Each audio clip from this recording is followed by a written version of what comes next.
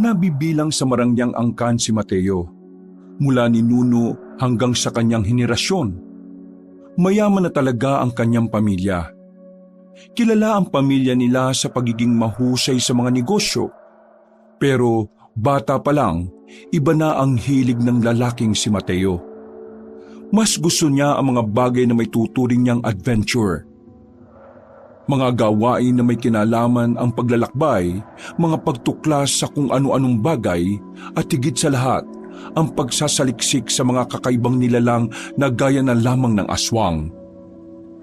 Kahit natuto lang kanyang ina sa ganitong gusto niya, lihim niya pa rin itong ginagawa. Hanggang sa makilala niya si Mang Tani, isang matandang lalaki na albularyo, ang taong magtuturo sa kanya kung papaano magkakaroon ng mutya. Ngunit ang katanungan, ano nga kaya ang mangyayari sa buhay ni Mateo sakaling makakuha na siya ng mutya? Magagamit niya kaya ito upang ipagtanggol ang kanyang mahal sa buhay at ang mga tao? O hindi pa rin sasapat ang mutya para matalo ang kasamaan? Ang mga katanungan ay masasagot lamang kung susubaybayan natin ang panibagong kwento ngayong araw. Abangan ang mga eksena dito lang sa nag-iisang tambayan, ang mga kwento ni Kabanong.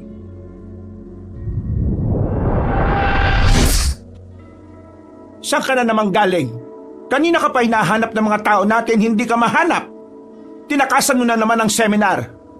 Kailan mo ba talaga matututunan na pahalagahan ng pagnenegosyo, ha?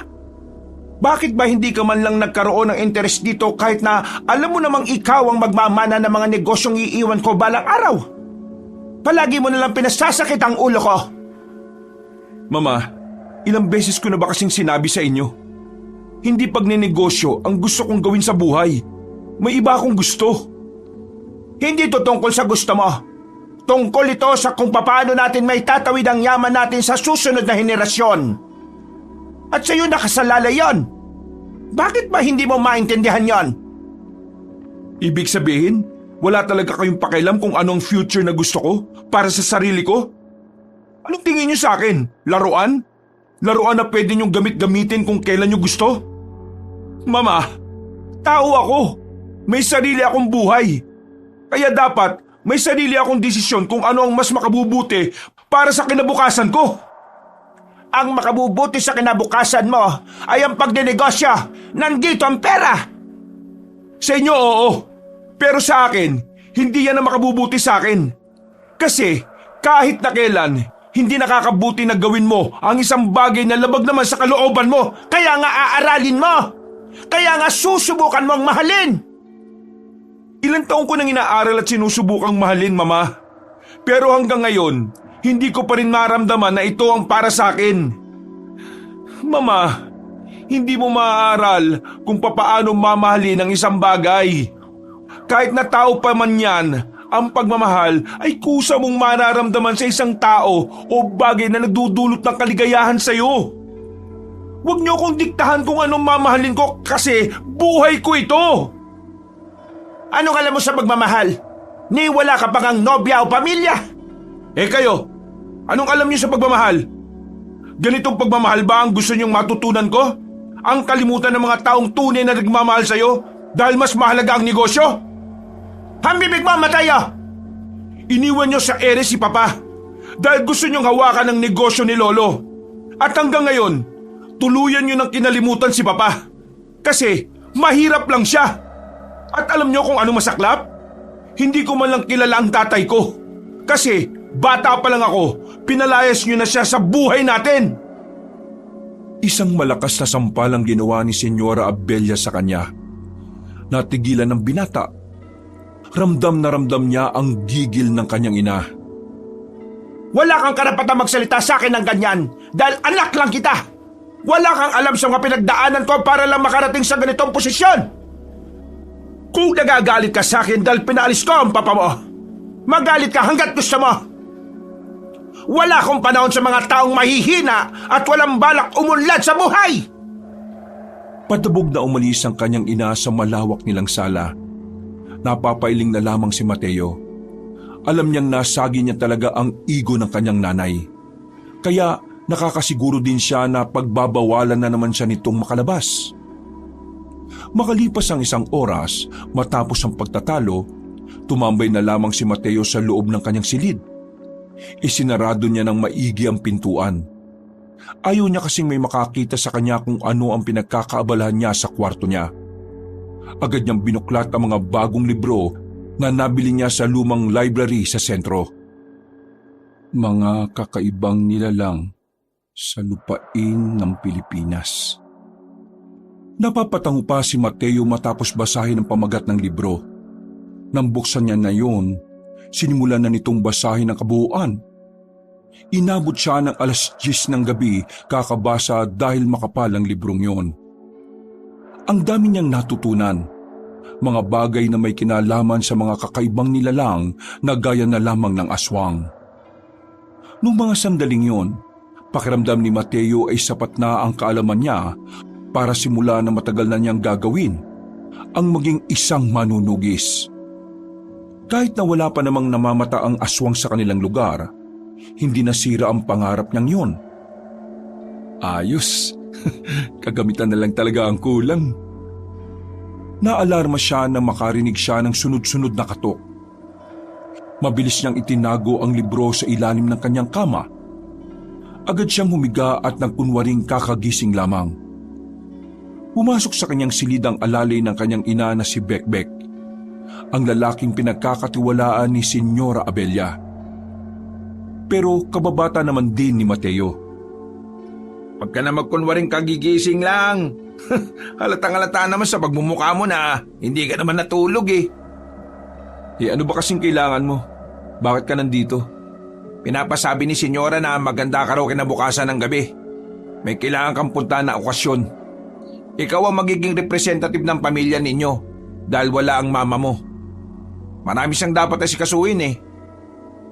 Ay nako, bakit ba kasi lagi na lang ako? Ang dami ko namang pinsan na lalaki dyan na mas matatalino sa akin. Bakit ako na lang lagi? Ilang beses ko bang pinaliwanag sa iyo yan, Mateo? Hindi na naman ba gumagana utak mo? Ikaw ang karapat-dapat dahil ikaw ang pinakamatandang anak sa henerasyon ninyo. Hindi ko pa rin talaga maintindihan eh. Bakit ayaw nila akong hayaan na piliin ang gusto ko? Hindi mo talaga maintindihan. Kasi hindi mo naman ito interes. Mismo, hindi ko to gusto. Pero wala kang magagawa eh. Meron. O ano? Natamimi si Mateo sandali. Napaisip siya sa kanyang narinig. Napagtanto niyang tama nga si Bekbek. Sa posisyon niya sa kanilang pamilya, wala siyang magagawa kundi ang sumunod sa mga utos ng kanyang ina. Di ba? Wala kang maisip. Kaya kung ako sa iyo, sumunod ka na lang. Saka ka na lang pumalag kapag meron ka ng kapangyarihan at kapag mahalaga na rin ang boses mo sa kanila. Kailan mo malalaman na mahalaga ang mga sinasabi mo sa kanila? Kapag nakita ka nilang may napatunayan ka na? Ay nako, oo na. Pero may gagawin ka pa ba ngayong gabi? Wala na. Bakit? Sama mo muna ako. Oy, kung katarantaduan na naman yan, wag mo na ako idamay ha. Ayaw ko mawalan ng trabaho. Nagpapakain pa ako ng 8 bata. Anak ng kuya ko, anak ng ate ko, at anak ng kapitbahay namin. Teka, bakit damay pati anak ng kapitbahay ninyo? Pinalayas yung anak ng kapitbahay namin tapos sa amin tumira eh. Ay sus, pambihira naman. Pero sumama ka na ha. Hindi naman ako gagawa ng kalokohan eh. Magpapalamig lang naman ako. Malamig naman dito sa asyenda. Nainitan ka pa ba? Pumasok ka sa rep. Ibig ko sabihin, gusto kong uminom. Gusto kong makahinga na muna, makapag-relax. Kapag nandito kasi ako, parang ang bigat-bigat ng pakiramdam ko eh. Bumuntong hininga si Bekbek. Kahit naman mahal na mahal ni Bekbek ang kanyang trabaho, mahalaga pa rin naman kasi sa kanya ang samahan nila bilang magkaibigan. Si Mateo din naman kasi ang dahilan kung bakit siya nakapagtrabaho. Kaya naman, May mga pagkakataon talaga na pinagbibigyan niya na lamang si Mateo. O sige, tara. Day off ko naman bukas eh. Ayos, the best ka talaga pre. Tahimik na ang mansyon nang lumabas na rin sila. Gamit ang itim na sasakyan, nakalabas sila ng asyenda nang walang nakakapigil sa kanila. Habang nasa biyahe sila, hindi maiwasan ni Mateo na buksan na naman ang usapan tungkol sa mga ginagawa niya. Siya nga pala, may nabasa akong bagong libro. O tungkol naman sa ano? Abala lang sa pagmamaneho si Bekbek. Maingat itong pinapatakbo ang sasakyan dahil may kadiliman na rin ang kanilang nadaraanan. Itutuloy mo ba talaga ang pangarap mo maging manunugis? Oo, yun naman talaga ang bala ko sa buhay ko eh. Pero gaya ng sabi mo, kailangan ko munang sundin si Mama. Kaya kapag nagkaroon na ako ng sariling pera, saka ako magiging manunugis para mabili ko mga gamit na kailangan ko. Akala mo ba ang pagiging manunugis madali lang? Bakit? May alam ka ba tungkol sa pagiging manunugis? Nakakalimutan mo na ba na taga-kapis ako? Marami akong kilalang manunugis sa amin, no? Yung mga yon, mga notorious talagang pumapas lang na mga aswang. Mateo, hindi madali ang ginagawa nila. Kailangan maging halang na rin ang kaluluwa mo kapag naging manunugis ka. Bawal dun malambot, bawal dun emosyonal. Alam mo kung bakit? Kasi kapag manunugis ka, ang kalaban mo demonyo. Wala naman sigurong imposible kapag gusto mo talagang isang bagay, di ba? Ay nako, ewan ko sa'yo. Hirap mong kausap. Para ang bata. Nanahimik na lamang si Bekbek. Makalipas lang ang ilang sandali ay nakarating na rin sila sa kanilang patutunguhan. Kakaunti lang ang taong naroon. Pero agad na rin naman silang pumasok. Nakapwesto sila sa bandang dulo. Medyo malayo sila sa harapan ng stage.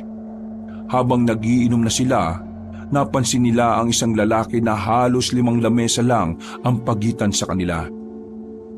Hindi naaalis ang tingin nito sa babaeng naghahatid ng mga alak.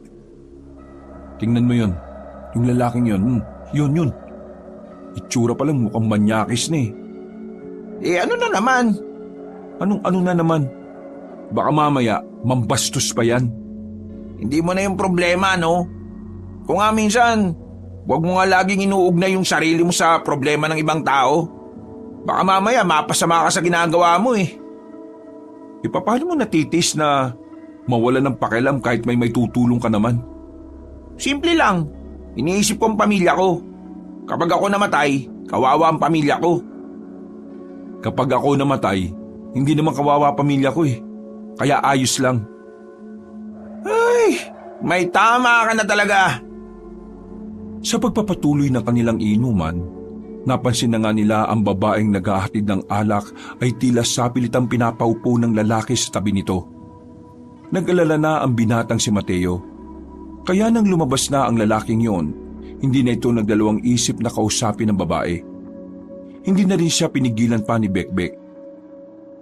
Miss, tanong ko lang yung lalaki kanina, kilala mo ba siya?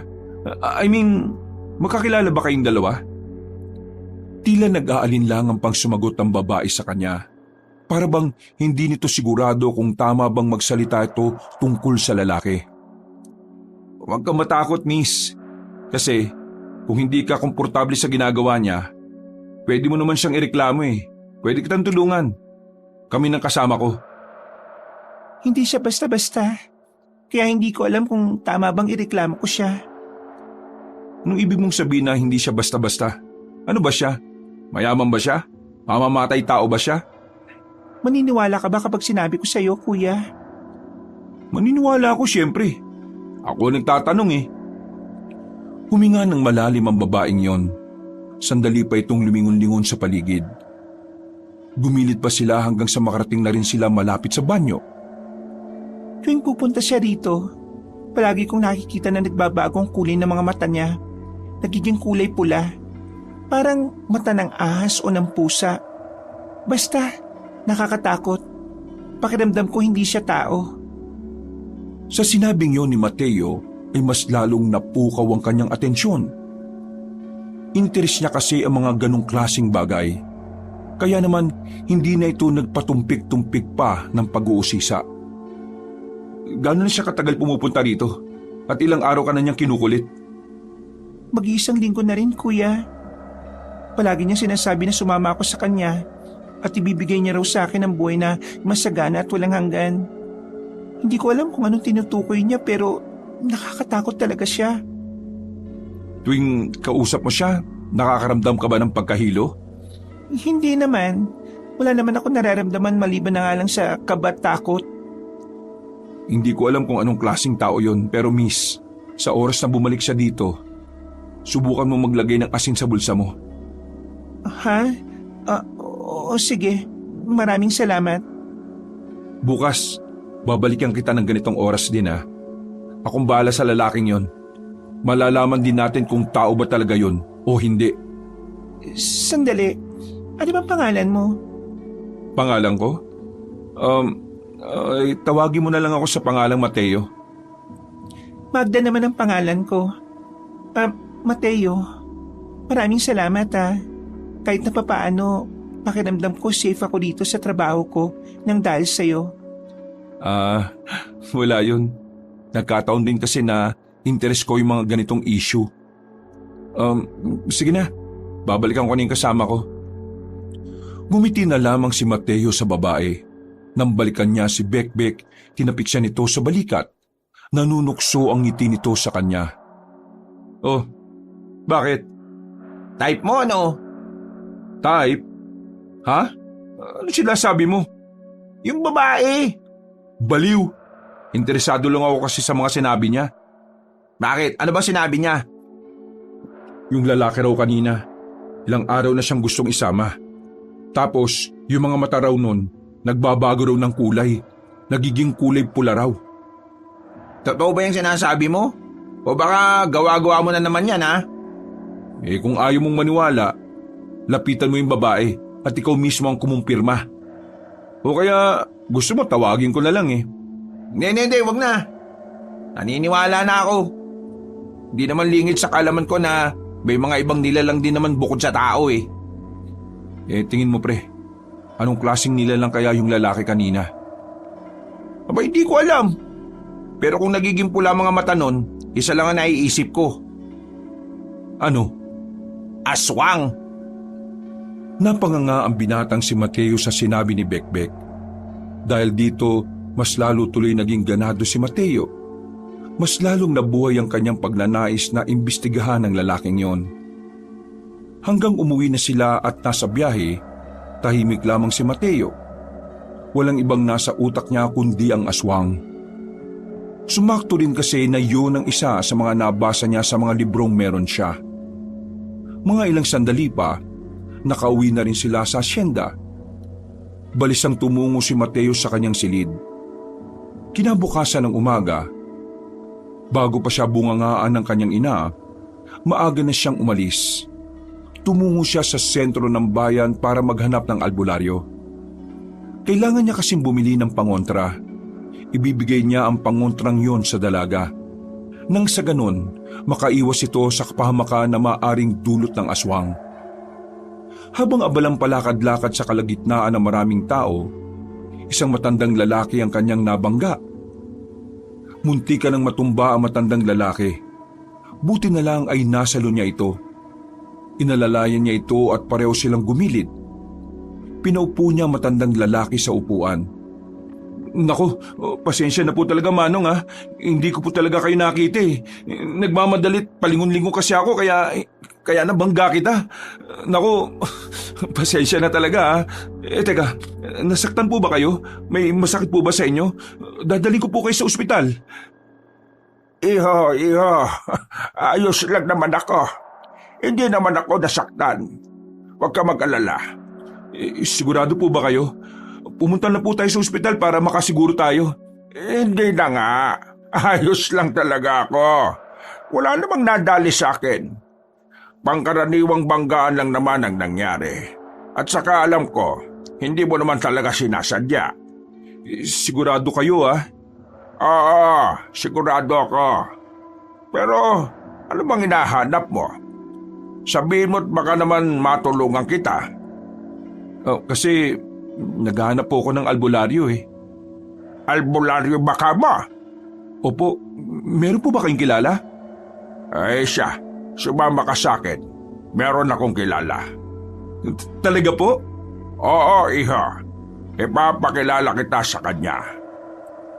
Masiyang sumunod si Mateo sa matanda.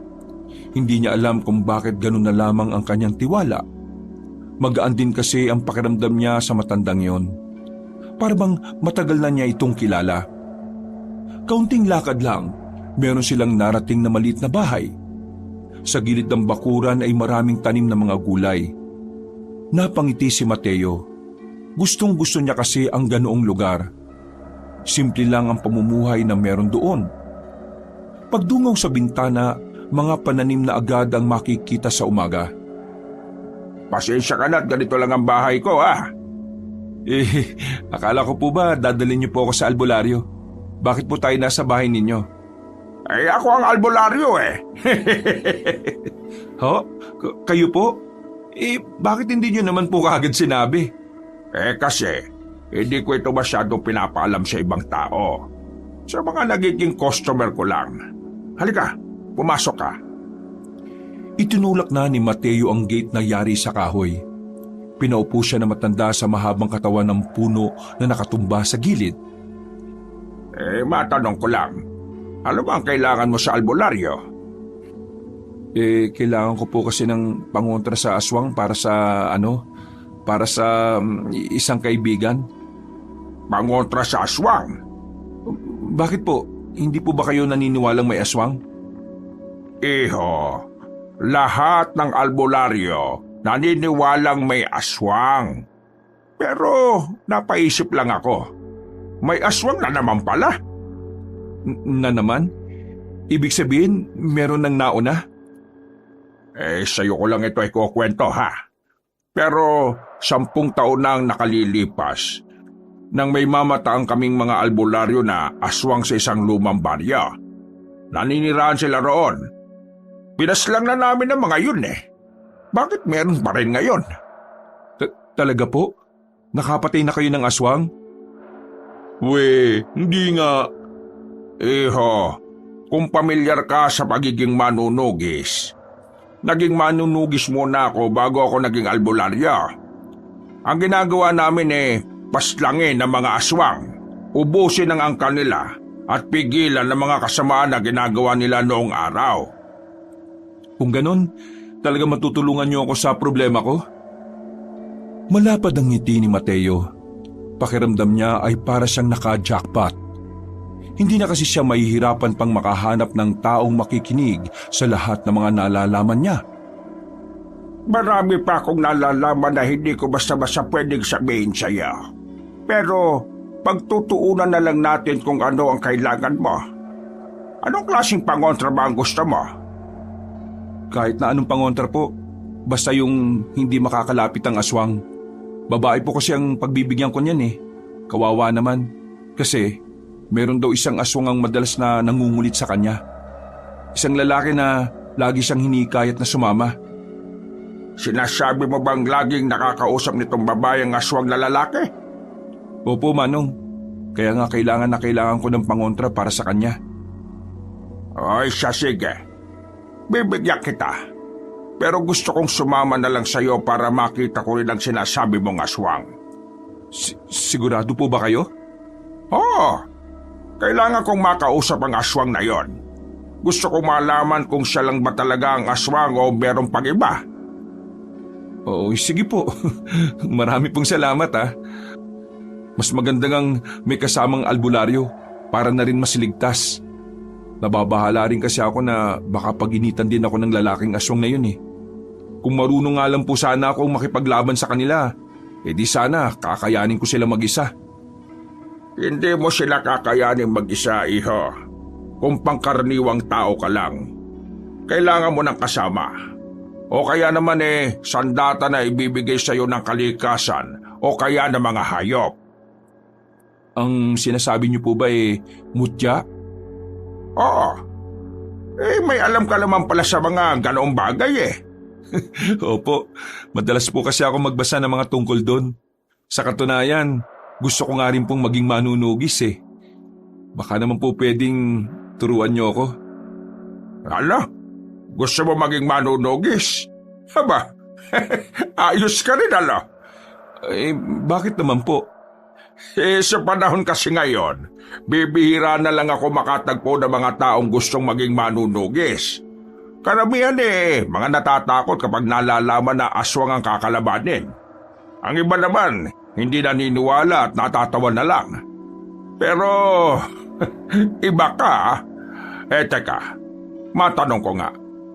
Anong nagtulak sa'yo para maging interesado sa mga ganitong bagay? Bata pa lang po ako. Pakiramdam ko na ito na talaga ang gusto kong gawin. Hindi ko rin po alam kung bakit eh. Basta noon pa pakiramdam ko, kailangan kong malaman ng ibang lihim na meron ng lipunan. Napatango ang matandang si Tani dahil sa pagiging malalim ng binata. Naniniwala matanda sa sinabi ni Mateo.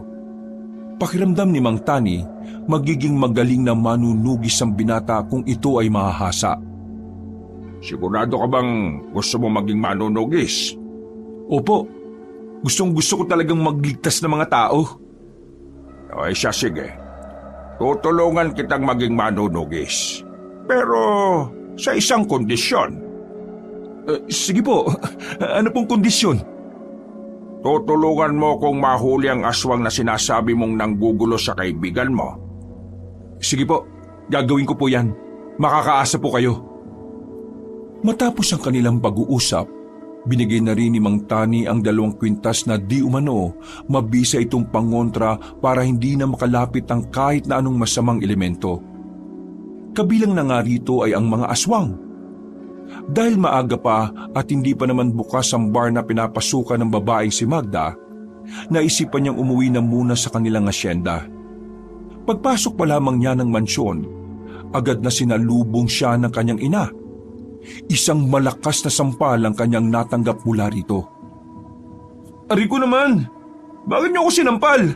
Ano na naman bang kasalanan ko? Anong kasalanan mo? Wala ka talagang alam? Wala nga! Kaya nga ako nagtatanong, di ba? Bekbek, sabihin mo nga rito yung nakalimutan niya ng matauhan ng siraulong tao na ito. Meron kang appointment kaninang umaga na hindi mo napuntahan eh. Tungkol yun sa isang deal na dapat ikaw ang makikipagtransaksyon sa kliyente. Nakalimutan mo yata na sinabi sa iyo yun ng isa sa mga staff ni Senyora Abella nung nasa opisina tayo. Napakagat na lamang ng labi si Mateo. Sa kanya lamang naalala ang bagay na yun. Bakit hindi mo naman pinaalala sa akin, Bekbek? Nakakalimutan ko tuloy. Dahil hindi yun ang trabaho ko eh. Ang mga personal na lakad mo hindi sakop sa job description ko. Kaya dapat organisado ka sa mga lakad mo. Napakamot na lamang si Mateo. Habang ang kanyang ina naman ay tila sumasakit na ang ulo dahil sa stress. Galit na galit ito sa kanya. Alam mo ba kung gaano kalaking perang pinalagpas natin kasi hindi na natin makukuha ang kliyente na yon, Mateo? Alam mo ba kung magkano? Hindi. Magkano ba? Palitan ko na lang. Hindi ako nakikipagbiroon sa iyo, ha? Palibhasa, wala kang alam sa negosyo. Kaya napakadali lang sa iyong kalimutan ng mga ganitong pangyayari. Sa inyo na nga nang galing na wala akong alam eh. Pero bakit niyo pa din ako pinipilit? Akala ko ba matalino kayong tao? Pero bakit hindi niyo maintindihan ang sinasabi ko? Ha? Ba't napakawalang kwenta mo nang ang anak? Napakawalang kwenta mo pang kausap? Wala ka ring moda? Nakakahiya ka. Sana hindi na lang ako naging anak. Para hindi ko nararanasan ng mga ganito. Sana ibang babae na lang ang inasawa ni Papa noon para hindi ikaw naging ina ko. Walang iya ka! Lumayas ka sa pamamahay ko ngayon din! Layas! Magmula ngayon, tinatakwil na kita! Wag na wag kang babalik dito kahit na kailan! Huwag kang mag-alala. Aalis talaga ako dito, Ma. Hindi naman tahanan ito para sa akin eh. Impyerno to na punong-puno ng pressure para sa akin. Sana maging masaya kayo.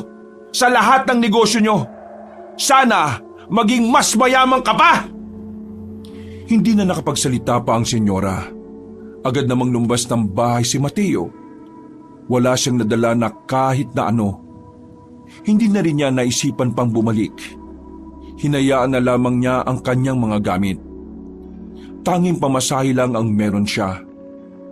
Ngayon, hindi niya alam kung saan siya pupulutin. Wala rin naman kasi siyang kakilala. Si Bekbek lang naman ang kanyang kakilala at tinuturing na kaibigan. Nagpalipas at nagpalamig na lang muna siya sa plaza. Nakaupo lang siya sa gilid habang nakatulala. Maya-maya, napatingin siya sa kanyang relo. Napatayo siya bigla nang maalala na sasapit na pala ang kinagabihan. Kailangan niya palang puntahan ng babaeng si Magda. Kailangan niyang maibigay ang pangontra. Pasakay na sana siya ng tricycle pero may isa pa siyang naalala. Ay, isasama ko nga pala si Mang Tani ngayon. Mali. Dito pala ako sasakay sa kabila. Pasensya na po, kuya. Ibang tricycle ang kanyang pinara at agad na bumiyahe patungo sa sentro ng bayan. Makalipas lang ang halos 20 minutos ay nakarating na rin siya. Pagdating niya sa bahay ni Mang Tani ay nakahanda na rin pala matanda. Mabuti naman at dumating ka na. Akala ko talaga hindi ka na darating eh. Ano bang nangyari? Wala naman po. May kaunting problema lang sa bahay. Tara na po, puntahan na natin yung kaibigan ko. Sigurado kong naroon na siya sa trabaho niya. Agad silang tumungo roon. Pagdating nila ay nakita agad nila ang dalagang si Magda. Tila nangingislap ang mga mata nito nang masilayan ng binatang si Mateo. Oh, nagbalik ka. Mabuti naman. Pero sino kasama mo? Ay, siya nga pala. Ito si Mang Tani, isa siyang albularyo. Tutulungan niya tayo para palayasin ng lalaking aswang na yun sa buhay mo. Magandang gabi po sa inyo. Magandang gabi rin sa iyo, iha. May karanasan na ako sa pagtugis ng mga aswang, kaya wala kang dapat na ipag-alala, ha? Magda, upo lang muna kami habang hinihintay ang lalaking nanggugulo sa iyo, ha? Kapag nakita naming lumapit na siya sa iyo, saka na kami gagawa ng hakbang ni Mang Tani. Tumango lang ang babae sa kanyang sinabi. Pumwesto na rin sila sa bakanting upuan na malapit sa bandang dulo. Halos kalahating oras lang silang naghintay. Nakita na rin nilang dumating na rin ng lalaki. Dire-diretso yun sa loob. Agad na umupo malapit sa entablado. Mang Tani, yung lalaking yun ang sinasabi ko. Oo, nararamdaman ko rin siya. Ihanda mo ang sarili mo, ha? Pinutunog na ni Mateo ang kanyang mga daliri. Noong mga sandaling yon, nakakaramdam na rin siya ng kaba kahit na papano. Ito kasi ang unang pagkakataon na may kakalabanin siyang aswang. Nang makita nilang kinakausap na ng lalaki ang dalagang si Magda, hindi na sila nagsayang pa ng oras. Agad silang lumapit doon. Matapang na hinawakan ni Mateo ang balikat ng lalaki at nagsalita. Pre, huwag mong guluhin yung nagtatrabaho. Marahang lumingon sa kanila ang lalaki at tumingin sa kanila ng masama. Para bang iritado ito sa pagkakahawak ni Mateo sa balikat. Sino ka ba? Ikaw ang sino ka? Dongga ang pangalan ko. Ikaw? Mateo ang pangalan ko. Oy, ano naman? May problema ka ba? Oo, meron. Sa'yo. Iho, alam namin kung bakit mo ginugulo ang babaeng ito. Anong pinagsasabi mo? Huwag ka nang magkaila. Nagulat ang ibang naroon nang makita nilang naglabas na ng itak ang matandang si Mang Tani. Maging ang lalaking si Dongga ay napatayo na rin at dumistansya. Gulat na gulat ito sa mga nangyayari. Ano bang problema niyo? Hindi ko kayo kilala. Isa kang aswang at balak mo pang biktimahin ang babaeng ito. Ngayon, hahadlangan namin ang masama mong binabalak. Magda, dito ka lang sa akin, dali! Hinigit ni Mateo ang babae papunta sa kanya. Noong mga sandaling yon, Agad na tumakbo ang lalaki patungo sa labas. Sinundan naman agad yon ni Mang Tani. Dito ka lang muna. Huwag kang lalabas kahit ano mangyari ha. Ito ang pangontra oh. Huwag mong wawalain. Kailangan mo yan para hindi ka niya mahawakan. Mag-iingat kayo ha. Nagmamadaling tumakbo si Mateo palabas ng bar na yon. Wala siyang sinayang na pagkakataon at hinabol niya agad si Mang Tani. Naabutan niya si Mang Tani. Ang kaso nga lang, wala naman ang lalaking aswang. Ha? Anong nangyari? Saan siya nagpunta? Nandyan lang siya sa paligid. Kaya huwag kang makampante. Bumuntong hininga na lamang ang binata. Sandali pa silang nakikiramdam. Maya-maya lamang nakarinig na sila ng mga angil. Dito na nagsimulang magtindigan ng balahibo ni Mateo. Hindi naman siguro tayo mamamatay dito, ano? Mamamatay tayo kapag may nagawa tayong pagkakamali. Kaya umayos ka ng kilos mo, Mateo. Hindi na nakatiis ang lalaking si Donga. Lumabas na rin ito at nagpakita sa kanila ng nakaanyong aswang na. Saan kayo kumuha ng lakas ng loob para harapin ang kagaya ko? Bakit? Sino ka ba? Akala mo ba porke aswang ka nakakaangat ka na sa lahat? Oo nga. Feeling mo naman kung sino kang sikat. Sisikat ka lang kapag naging araw ka. Ang corny mo mag-joke. Manahimik ka nga. Alam mo kung anong magandang joke? Yung mukha mo, isang malaking joke. Tama na daldalan. Simulan na natin to. Mateo, diyan ka lang muna sa gilid. Manood ka kung paano ko tuturuan ng leksyon ng isang ita. Sigurado ko bang ikaw ang lalaban sa akin? Matanda ka na. Baka hindi na kaya ng buto mo. Bakit hindi mo subukan para malaman natin? Nagpakita ng nakakalokong ngiti si Mang Tani.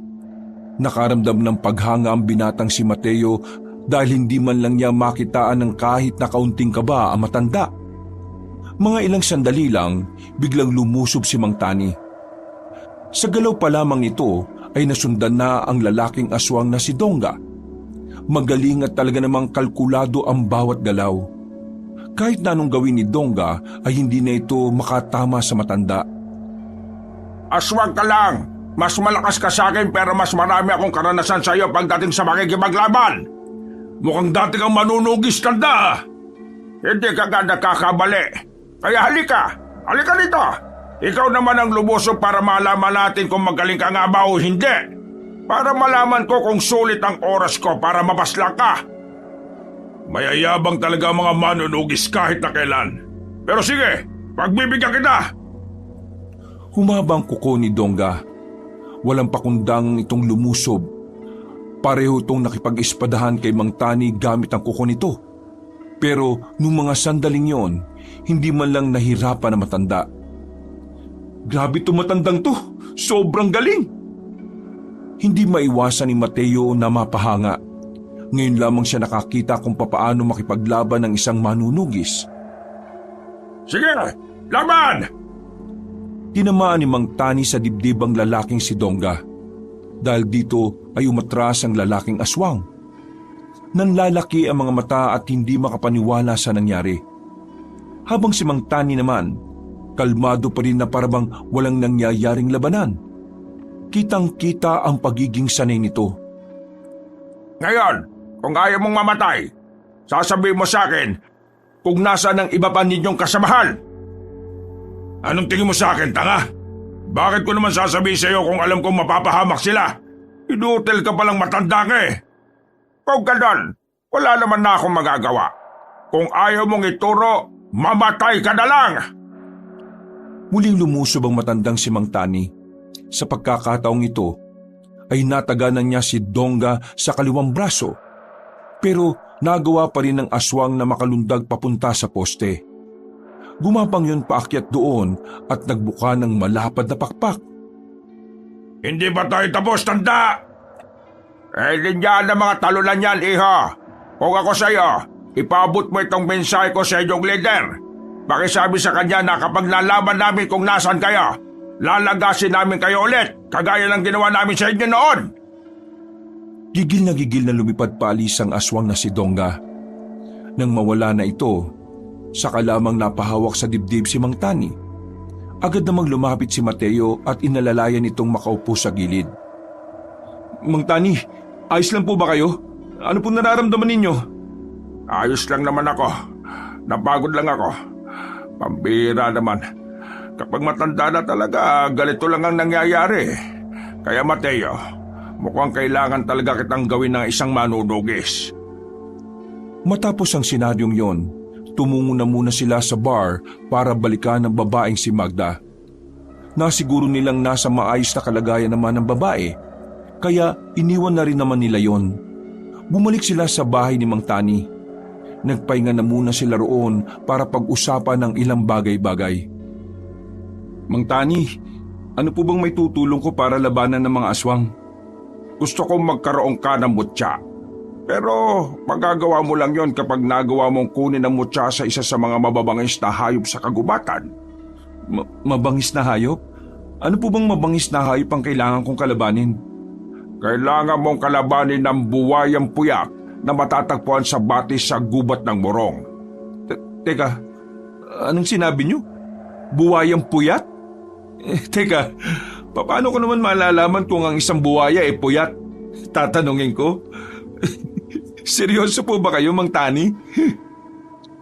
Tumawa matandang lalaki. Makailang ulit pa nitong tinapik ang binatang si Mateo sa balikat. Sinasabi ko na nga ba't yan ang una mong magiging reaksyon eh. Pero, iho, seryoso ang sinasabi ko. May buwaya talagang puyat. At nasa buwaya na yon ang mutya na kailangan mong kunin.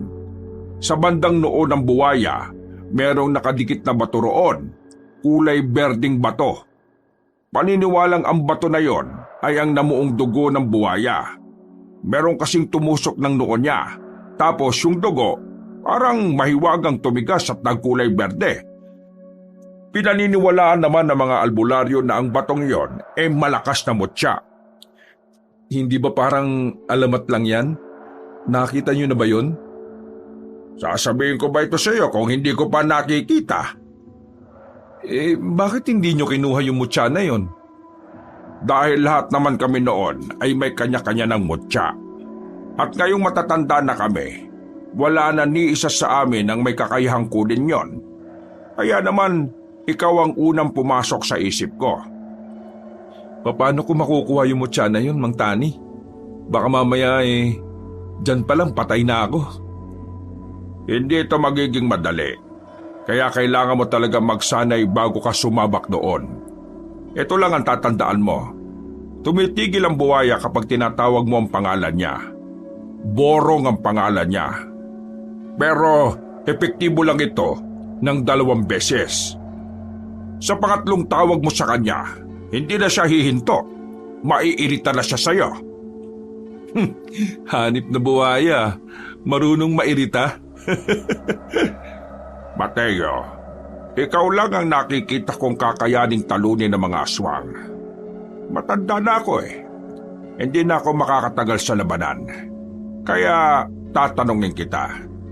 Tatanggapin mo ba ang magiging tungkulin mo bilang isang manunugis at tagapangalaga ng mutya? Mang Tani, matagal ko nang hinintay ang ganitong pagkakataon kaya wala akong dahilan para tanggihan ito. Ang hiling ko lang sana tulungan mo ako hanggang sa maging magaling at mahusay na rin ako. Mabuti naman at tinatanggap mo. Baka mag-alala. Ako nang bahala sa lahat ng bagay na dapat mong matutunan. Pero Mang Tani, may isa pa pala akong gustong ipakiusap sa inyo. Ano naman yan? Sabihin mo lang. Kasi pinalayas na ako sa amin eh. Wala na akong matitirhan. Pwede bang sumama na lang muna ako dito sa bahay nyo? Huwag kayong mag-alala. Tutulungan naman kita sa mga gastusin. May pera pa naman ako. Ay nako, wala namang problema sa akin. Mas maganda ngang nandito ka para hindi na ako mahihirapang hanapin ka. Ayos.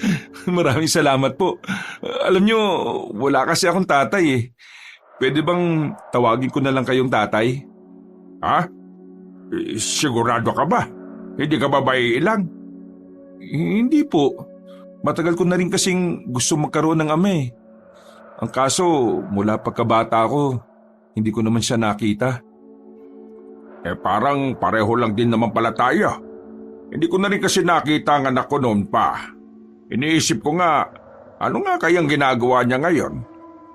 Pero hayaan mo na. Ang mahalaga, dito ka natitira. Hanggat hindi natatapos ang problema natin sa mga aswang, dumito ka na muna, ha? Sigurado yan, ha? Siguradong sigurado. Hindi malaman ni Mateo kung bakit ganun na lamang kagaan ang kanyang kalooban sa matandang yon. Pakiramdam niya kasi talaga matagalan niyang kilala matandang yon. Hindi man lang kasi nakakaramdam ng kahit na kaunting hiya o pagkailang. Komportable siya kasama at kinakausap ito. Bagay na hindi niya nararamdaman kapag ang kanyang ina ang nasa tabi niya. Kinabukasan ay nagpaalam si Mateo kay Mang Tani. Kailangan kasi niyang makipagkita kay Bekbek para kunin ang mga gamit nito. Nang magkita na sila ni Bekbek sa isang kainan sa sentro, napansin niya ang daming laman ng gamit ng sasakyan. Sa pagkakaalam niya, hindi naman ganun karami ang gamit niya. Teka, ano yan? Mga gamit, malamang. Hindi mo ba nakikita? Ang ibig ko sabihin, bakit ganyan kadami? Akin lang ba yan? Kasama na rin na sa akin dyan, no? Ha? Bakit? Lumayas ka na rin ba sa asyenda? Pinalayas na ako ni Senyora Abelia. Ano? Bakit niya ginawa yun? Wala ka namang ginagawang masama, ah. Meron akong ginawa. Pero hindi ko alam kung masama. Ayaw niya lang talaga. Sabi mo na kasi sa akin kung ano yun. Dami mo pang daldal. Naganda kasi ako ng mga pagkain galing sa kusina nyo. Sinumbong ako ni Aling Marites kay Senyora nang malaman niyang sayo ko yun ibibigay. Paepal talaga tong si Aling Marites kasi. Di napalayas ka pala ng dahil sa akin? Oo, pero wag mong sisihin sarili mo. Choice ko naman yun eh. Naawa lang kasi ako sa'yo. Di ko alam kung kakayanin mo bang mabuhay ng mag-isa eh. Wala ka pa namang kapera-pera. Naku, pasensya ka na nadamay ka pa talaga, ha? Paano ngayon ang pamilya mo? Nakapagpadala naman ako ng malaking pera bago ako matanggal. Nakasahod ako kahapon eh. Maraming salamat pre, ha? Di bale, babawi ako sa'yo. Pangako yan. Pero paano pala itong sasakyan? Hindi na kailangan. Tulungan mo na lang ako maghanap ng matitiran yung libre lang sana ha. Wala pa rin akong pera ngayon eh. Sakto lang tong panggastos sa pagkain. Etong sasakyan naman, ewan ko. Sasakyan mo to eh. Di natin alam kung babawiin ng nanay mo. Yaan mo na yung sasakyan. Ako nang bahala dyan. Huwag ka mag-alala. May kilala akong mabait na magpapatira sa atin. Nagkatinginan ng dalawa. Nakangiti lamang si Mateo. Agad na silang bumiyahe patungo sa sinasabi ni Mateo. Makalipas lang ang ilang minuto ay nakarating na rin sila roon. Nagtataka pa si Bekbek kung ano ang ginagawa nila sa harapan ng isang bahay na hindi naman nila alam. Kilala mo tao dyan? Oo pre, siya yung tao na magtuturo sa akin kung paano maging manunugis. Isa siyang albularyo. Ituturo niya rin sa akin kung paano makakakuha ng mutya. At talagang tuloy na yung pinapangarap mong noon pa ah. Oo naman. Sinasabi ko naman kasi sa iyo eh. Magagawa ko rin to balang araw. Pumasok na sila sa loob. Kinatok nila ang pintuan. Ilang sandali lang bumukas na rin yon. Nang bumungod na si Mang Tani, tila nagulat si Bekbek. Ganun din ang matandang lalaki. Oh, bakit kayo nagulat? Magkakilala ba kayo? Ha? Ano kasi, Oo, magkakilala kami.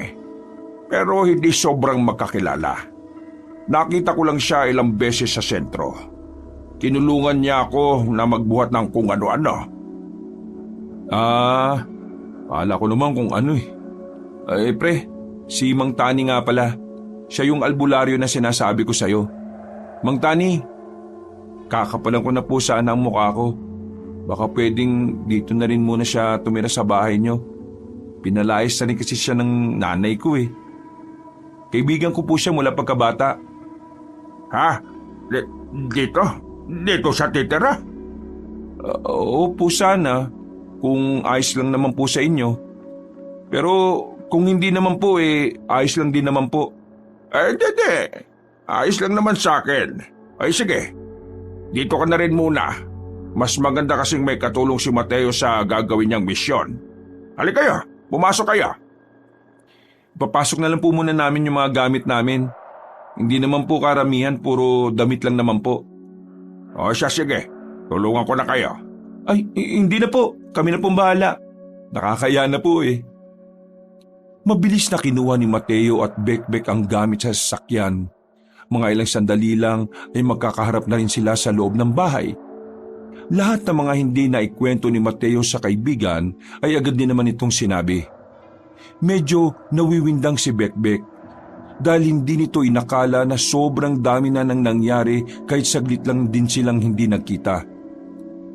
Pero ganun pa man, tinanggap din naman ito ang misyon kasama si Mateo.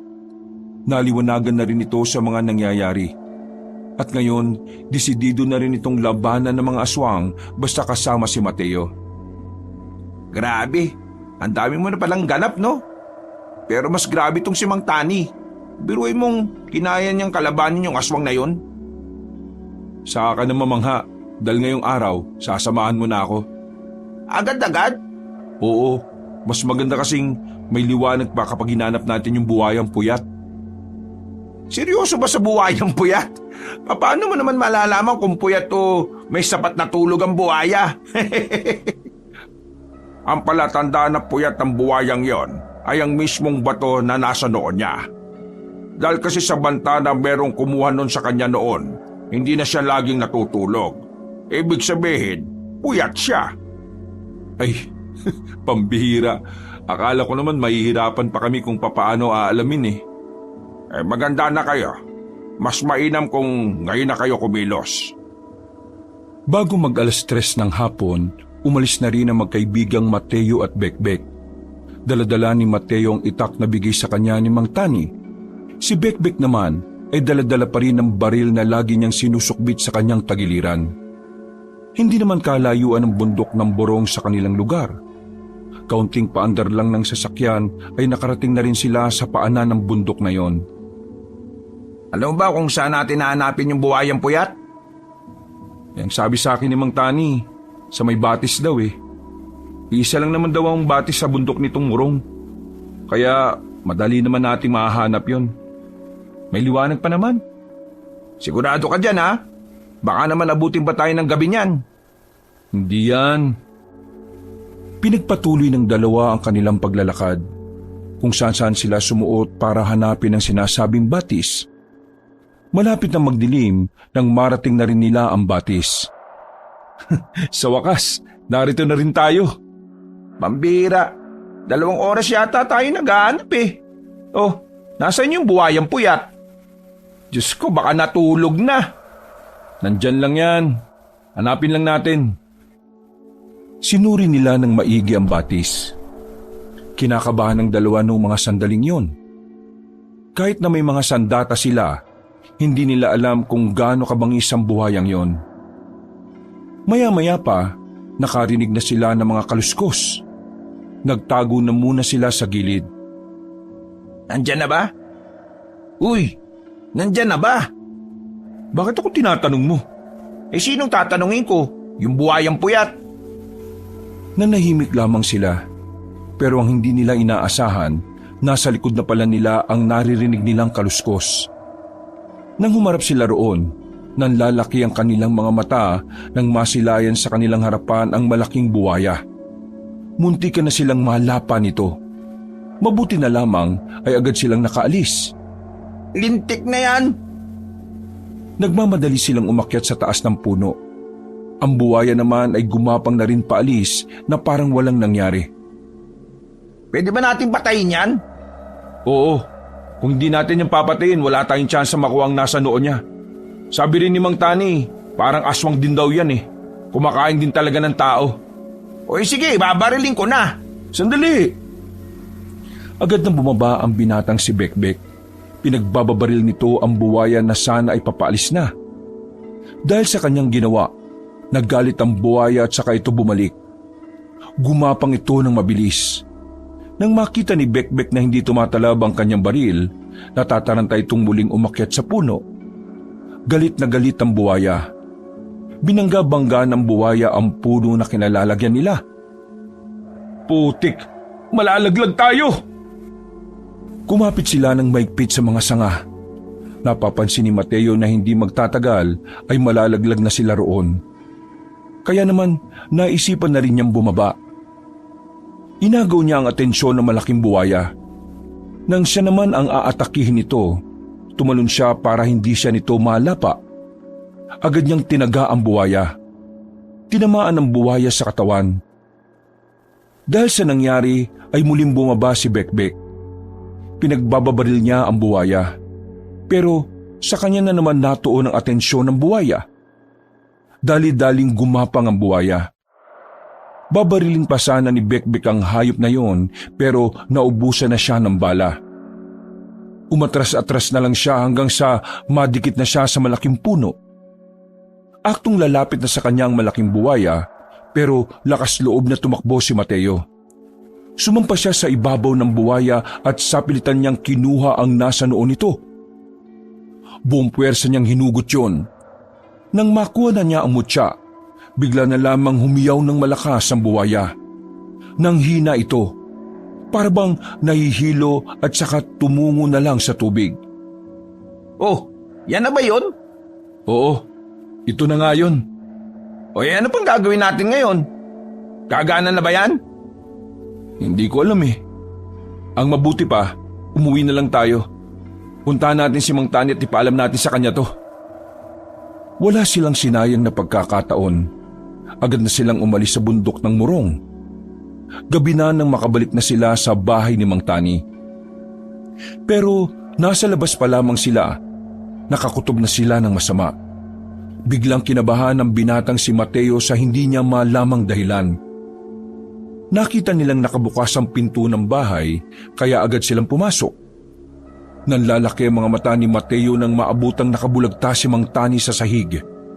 Maraming sugat sa katawan, sugatan at duguan. Mang Tani, ano nangyari sa'yo? Nilusob ako ng mga aswang. Dadali ka namin sa ospital. Bekbek, tulungan mo ako! Agad nilang binuhat ang matandang lalaki. Agad nilang isinakay ang matanda roon. Mabuti na lamang ay nasa bayan sila kaya malapit lang din naman ang ospital. Mabuti na lamang ay naitakbo agad nila sa pagamutan. Pre, wala akong pera dito ha. Ano yung pababayad natin? Walang niya talagang buhay to. Wala rin akong pera dito eh. Alam mo yan. Maraming tatahiin kay Mang Tani. Mapapamahal tayo.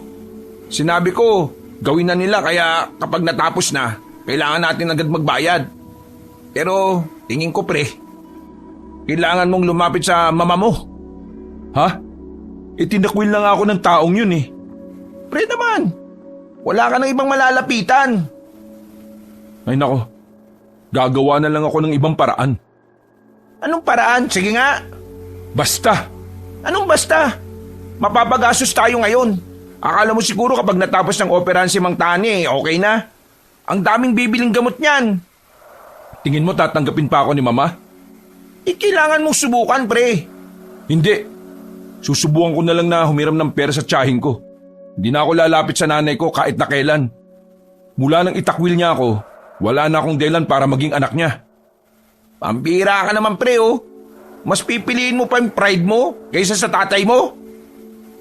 Sa sinabing yon ni Bekbek ay natameme si Mateo. Nung una, inakala niyang nabingi lamang siya. Pero hindi. Alam niyang tama ang kanyang narinig. Sa hindi malamang dahilan, biglang tumibok ng malakas ang kanyang puso. Ano? Anong sinabi mo?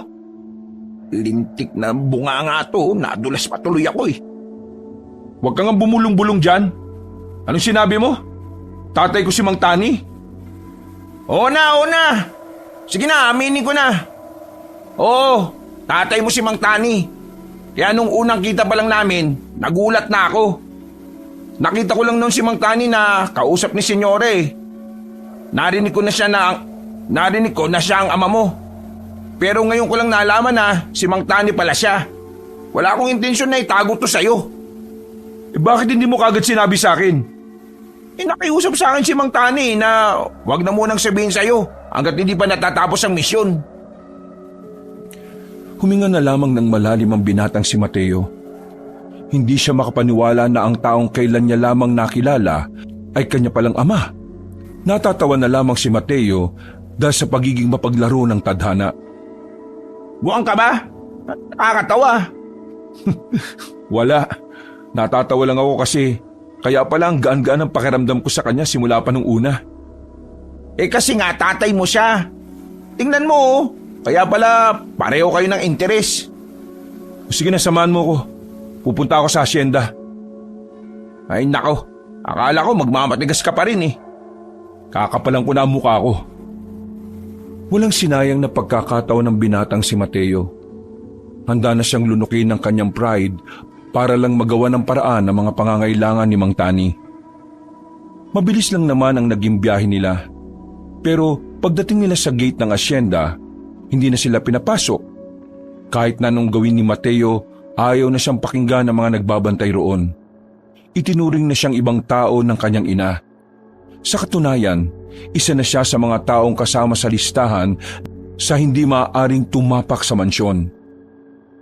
Hindi niyo ba ako nakikilala? Ako si Mateo, ang anak ni Senyora Abelia. Papasukin niyo ako! Kailangan ko makausap ang mama ko! Kung hindi kami pwedeng pumasok, baka pwedeng sabihin niyo na lang na harapin niya kami.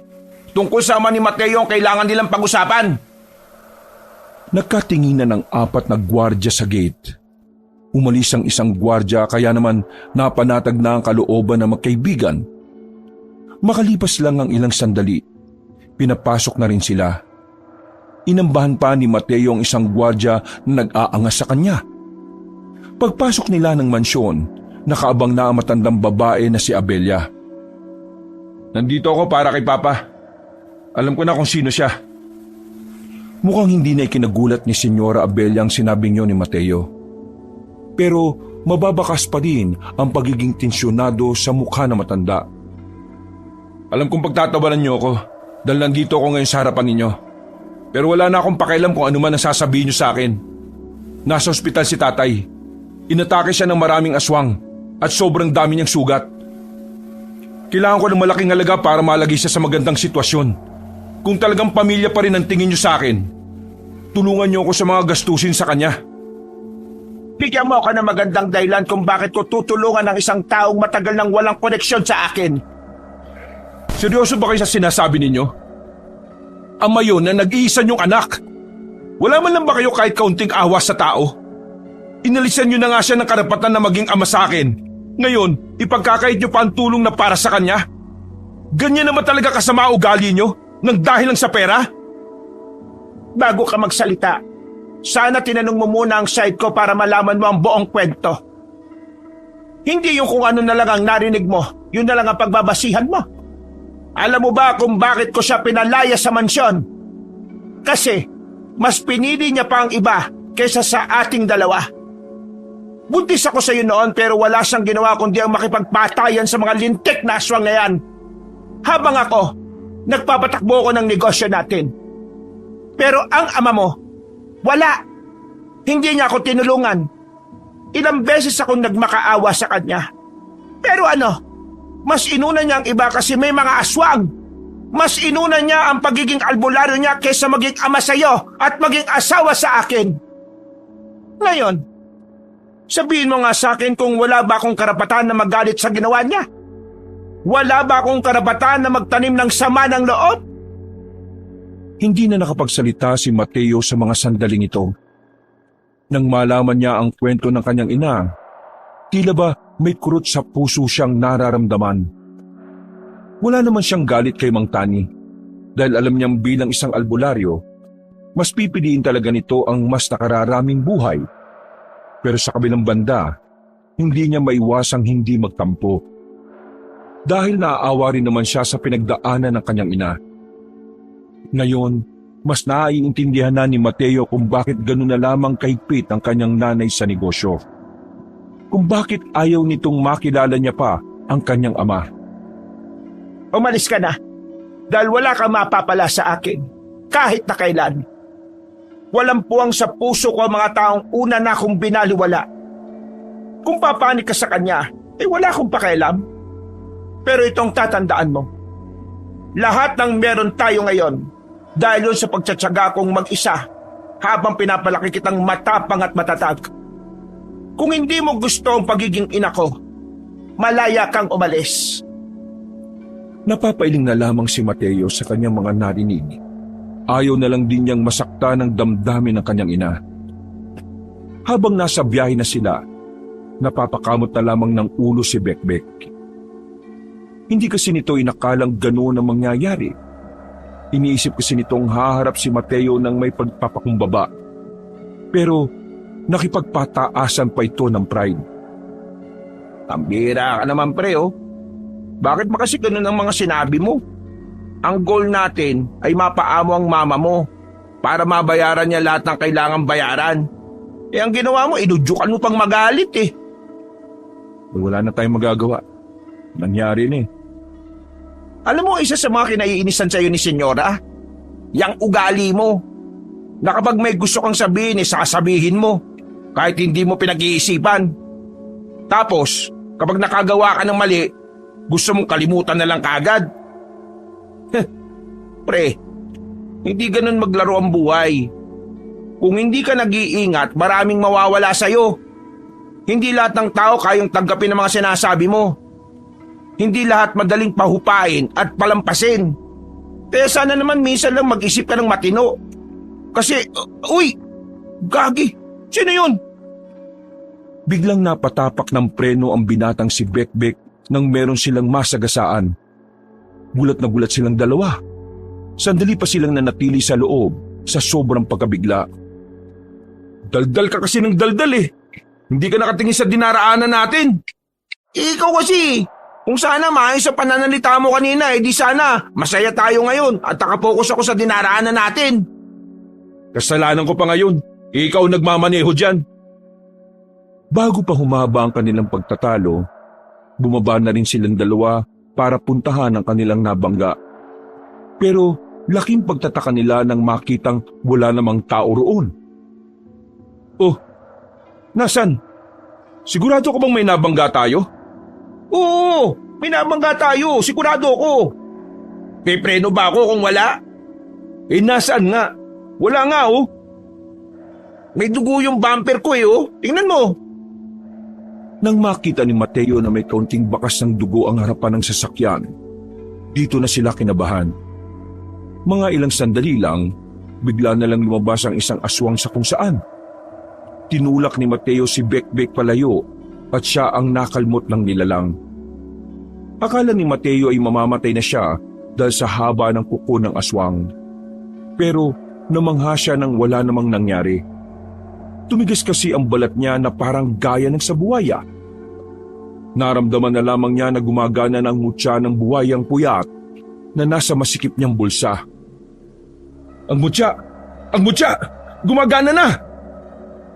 Dumistansya ang aswang kay Mateo. Pero nagulat na lang ang aswang at si Bekbek nang makitang gumapang si Mateo na mabilis. Nang makalapit ito sa aswang, pinulupot ni Mateo ang kanyang braso sa leeg ng nilalang. Kitang-kita ni Bekbek na parang naging mata na ng buwaya ang mata ni Mateo. Walang pakundangan na binali ni Mateo ang leeg ng aswang, kaya wala pang 2 minuto, napaslang na rin ito ang nilalang na yon. Mabilis na lumapit si Bekbek para alamin kung talaga bang wala na ang aswang. Hindi nito maiwasang hindi mamangha. Makailang ulit nitong hinawak-hawakan ang balat ng binatang si Mateo. Hindi ito makapaniwala nang malamang matigas na ang balat ng kaibigan.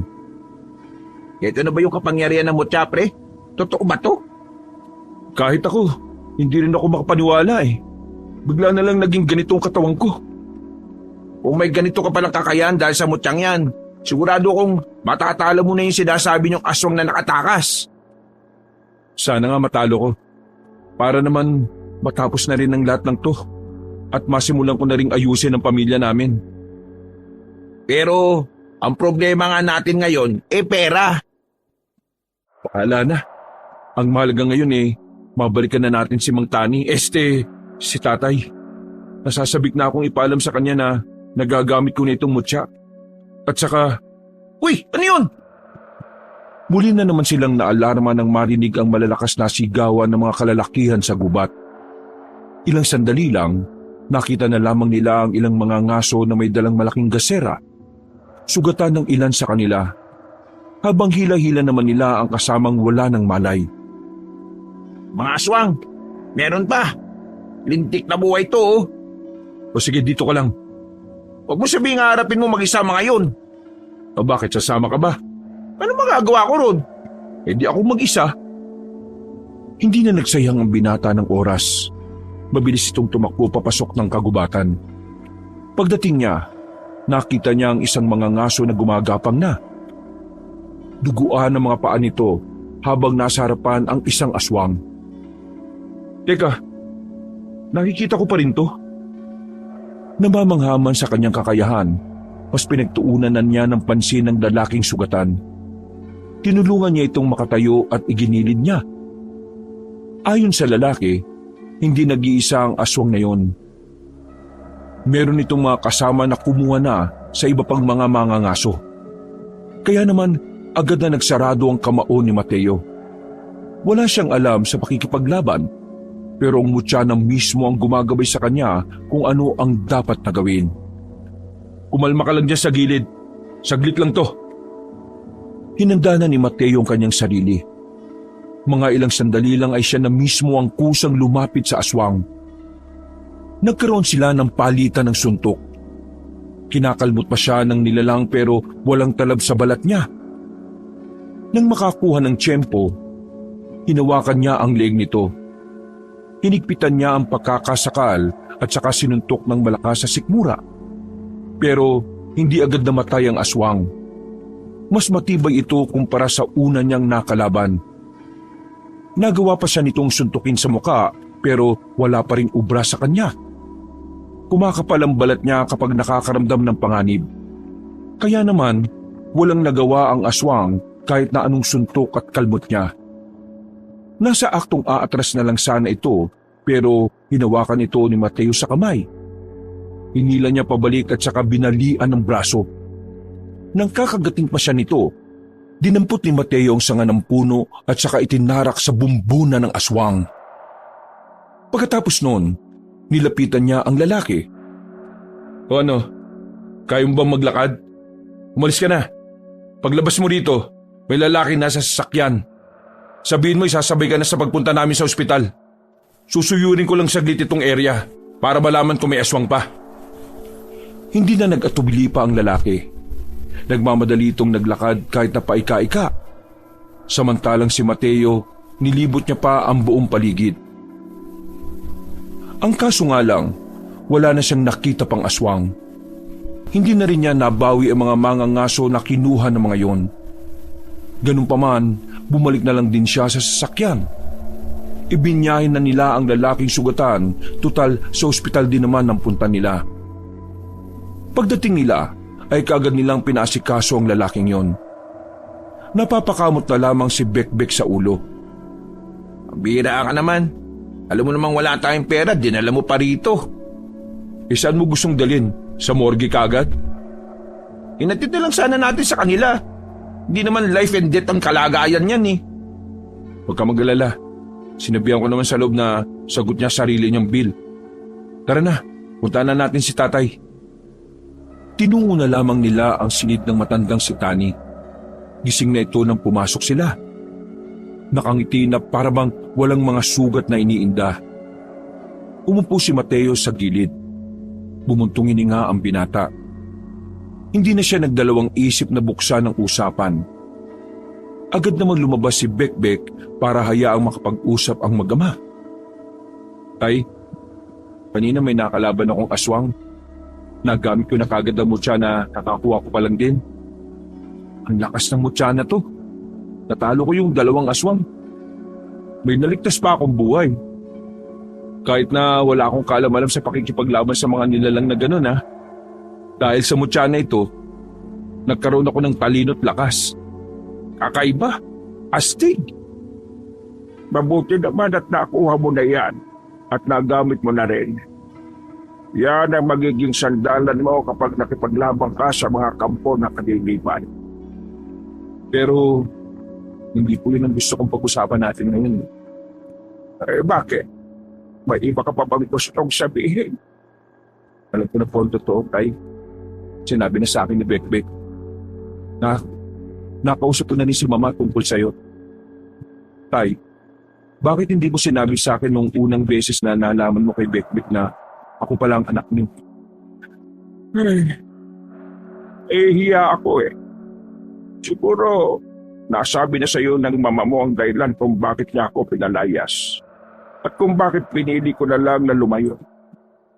Pinili ko ang misyon ko kesa sa inyong dalawa. Pinili niyo ang buhay ng mas nakararami kesa sa buhay ng pamilyang kakabuo mo pa lang? Maiintindihan ko kung magagalit ka sa akin. Gaya ng pangunawa ko sa galit ng mama mo. Pero hindi ko basta pinili ang iba kesa sa inyo. Yun lang ang natataging paraan na alam ko para mailigtas din kayo sa kapahamakan. Nung panahon na yon, sobrang talamak ang mga aswang. Lalo na sa aming mga albularyo at manunukis. Nalalaman namin na sasakupin nila ang buong probinsya. Naalarma kami dahil malaki ang posibilidad na mangyari yon kung hindi kami magkakaisa. Oh, tama. Pinili ko ang buhay ng mas nakararami. Pinili ko na kalabanin ng mga aswang.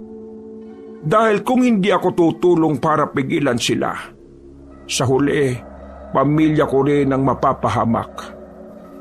Kahit piliin ko kayo at makaligtas tayo, mapapahamak din tayo sa huli. Mahalaga ako sa samahan. Ako ang pinuno. Kung wala ako, mahirapan sila. Hindi kita pinipilit na maunawaan ako kaagad. Pero darating ang araw na maiintindihan ng mama mo at ikaw na kaya ko ginawa yon para lang din protektahan kayo. Napapailing si Mateo. Naiintindihan naman niya ang pinupunto ng ama. Pero ang hindi niya lang maintindihan ay kung bakit ni minsan hindi man lang ito nagkaroon ng oras para makipag-ayos sa kanyang ina. Ang lagi kasing sinasabi sa kanya ni Senyora Abella, pinabayaan na sila ng tuluyan. Pero hindi ka man lang ba naglaan ng oras, kahit konting oras, para makipag-ayos? Para ipaliwanag kay mama ang lahat? Kasi hanggang ngayon, iniisip niya pa rin wala kang pakialam sa amin eh. Anak, sinubukan ko. Ilang ulit. Halos 1 buong taon akong pabalik-balik sa asyenda. Pero hindi na ako makalapit sa kanya. Buhay pa ang lolo mo noon. Siya ang kalabang ko. Muntikan niya pa akong ipapatay kaya mula noon, tumigil na ako. Pinalipas ko na lang ang panahon kasi alam kong magkakaroon tayo ng pagkakataon na magkita balang araw. Isa pa, nung makita kong nasa maayos ka na naman na kalagayan, hindi na ako nangulit pa. Inisip ko na lang na mas magandang hindi mo ko makilala. Kasi ayaw kong guluhin pa ang buhay mong nasa maayos na. Akala niyo ba naging maayos ang buhay ko? Kahit na nasa marangya akong bahay? Hindi. Mula pagkabata, wala akong ibang naramdaman kundi kailangan ko maging matalino, perpekto, at sistematiko. Bata pa lang, nakalaan na ang utak ko para maging kusyante kahit na ayaw ko. Palaging sumasakit ang ulo ko kasi pinipilit ko na maging kagaya ni Mama. Pero ang tunay na gusto ko, maging kagaya mo. Ang hirap ng buhay ko noon. Mukha lang masarap ang buhay ko kasi nasa lubok ko ng malaki at magandang bahay. Pero palagi kong iniisip yun na sana may ama ako na nandito sa tabi ko para kahit na paano may nakakaintindi sa gusto kong buhay. Patawarin mo ako, anak. Alam kong sobrang dami kong pagkukulang. Wala ako sa tabi mo nung bata ka pa. Pinagsisisihan ko ang mga nangyari. Hindi. Huwag niyong pagsisihan. Sinabi mo kanina pinili mong nakararami para protektahan kami. Kaya bakit ka magsisisi? Ang mahalaga sa akin ngayon ay kung ano ang magagawa mo para sa amin ni Mama. Tinatanggap mo pa rin ba ako? Tay, matagal ko nang gustong magkaroon ng ama. Kaya sa akin, walang problema. Matagal na kitang pinatawad. Ang isipin mo si Mama. Siya ang pinakanasaktan dito. Oo nga. Tama ka nga. Kaya kapag magaling na ako, huwag ka mag-alala. Pipilitin kong makausap ulit ang mama mo, anak. Pero, Mateo, anak, maraming salamat. Akala ko talaga magagalit sa akin. Pero, masaya ako kasi sa kabila ng mga pinagdaanan mo na wala ako, lumaki ka pa rin ng maayos. Lumaki ako ng maayos kasi alam kong mabubuti ang mga magulang ko. Pero sadyang masakit lang talaga magsalita si Mama. Kahit na ganun, alam ko naman na mahal niya ako. Kaya ikaw, magpagaling ka muna rito ha. Hinawakan ni Mateo ang kamay ni Mang Tani at ngumiti. Anak, nanaginip ako. Yung kaibigan mong babae, kinuha ng aswang. Yung dongga. Hindi pa napalya ang panaginip ko kaya baka mangyari din ito. Kung ganun, pupuntahan ko na siya. Sige, mag-iingat ka. Sa panaginip ko ay marami sila, kasama matandang pinuno nila. Opo, mag-iingat ako. Pangako makakabalik ako. At kapag natapos na ang problema natin sa aswang, problema naman natin sa pamilyang aayusin natin ha. Lumabas agad ng silid ang binatang si Mateo. Agad din namang sumunod sa kanya si Bekbek. Kinabahan na naman ito nang malaman na may haharapin na naman silang aswang. Pambira naman oh. Aswang na naman. Diyos ko buhay ito oh. Parang hindi ka nag-train maging fighter ah. Nag-train ako, pero hindi sa aswang. Anong labang ko sa suntukan sa mga hindi naman normal? Wala akong baril oh. May itak dyan. Yan ang gamitin mo. Bakit ba kasi ikaw lang ang may mutya? Pwede bang ako rin? Hindi sige. Hanapin mo naman yung mutya ng buhaya na may sapat na tulog. Ang mabuti pa mag-focus ka na lang sa pagmamaneho. Baka makabangga ka na naman ulit eh. Bininisan ni Bekbek ang pagmamaneho para maabutan nila ang dalaga. Pero nang dumating sila sa bar, nakita nilang magulo na ang loob. Nakakalat ang mga upuan, mga nakataobang lamesa. Ang gwardiya naman sa gilid ng pintuan ay nakabulagta. Buhay pa. At ang sabi nito, kinuha daw ng mga aswang ang mga babae. Kasama dito si Magda. Sa gubat! Sigurado ko nasa gubat lang sila. Huwag kang matalos-talos. Baka patibong lang ito eh. Baka kinuha nila si Magda para ikaw mismo ang lumapit sa kanila. Baka may hinanda silang patibong sa gubat. Mag-isip ka nga pwede. Kung hindi ako kikilos, baka hindi ko na makita ang buhay si Magda. Paano nga kung inuuto ka lang nila? Kapag ikaw namatay, wala na, finish na. Kaya ayusin mo yung mindset mo ha. Ang mabuti pa, balikan natin ang papa mo. Itanong natin sa kanya kung may alam siyang kuta ng mga aswang.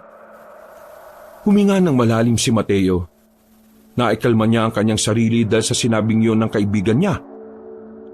Hindi niya tinuloy ang kanyang binabalak.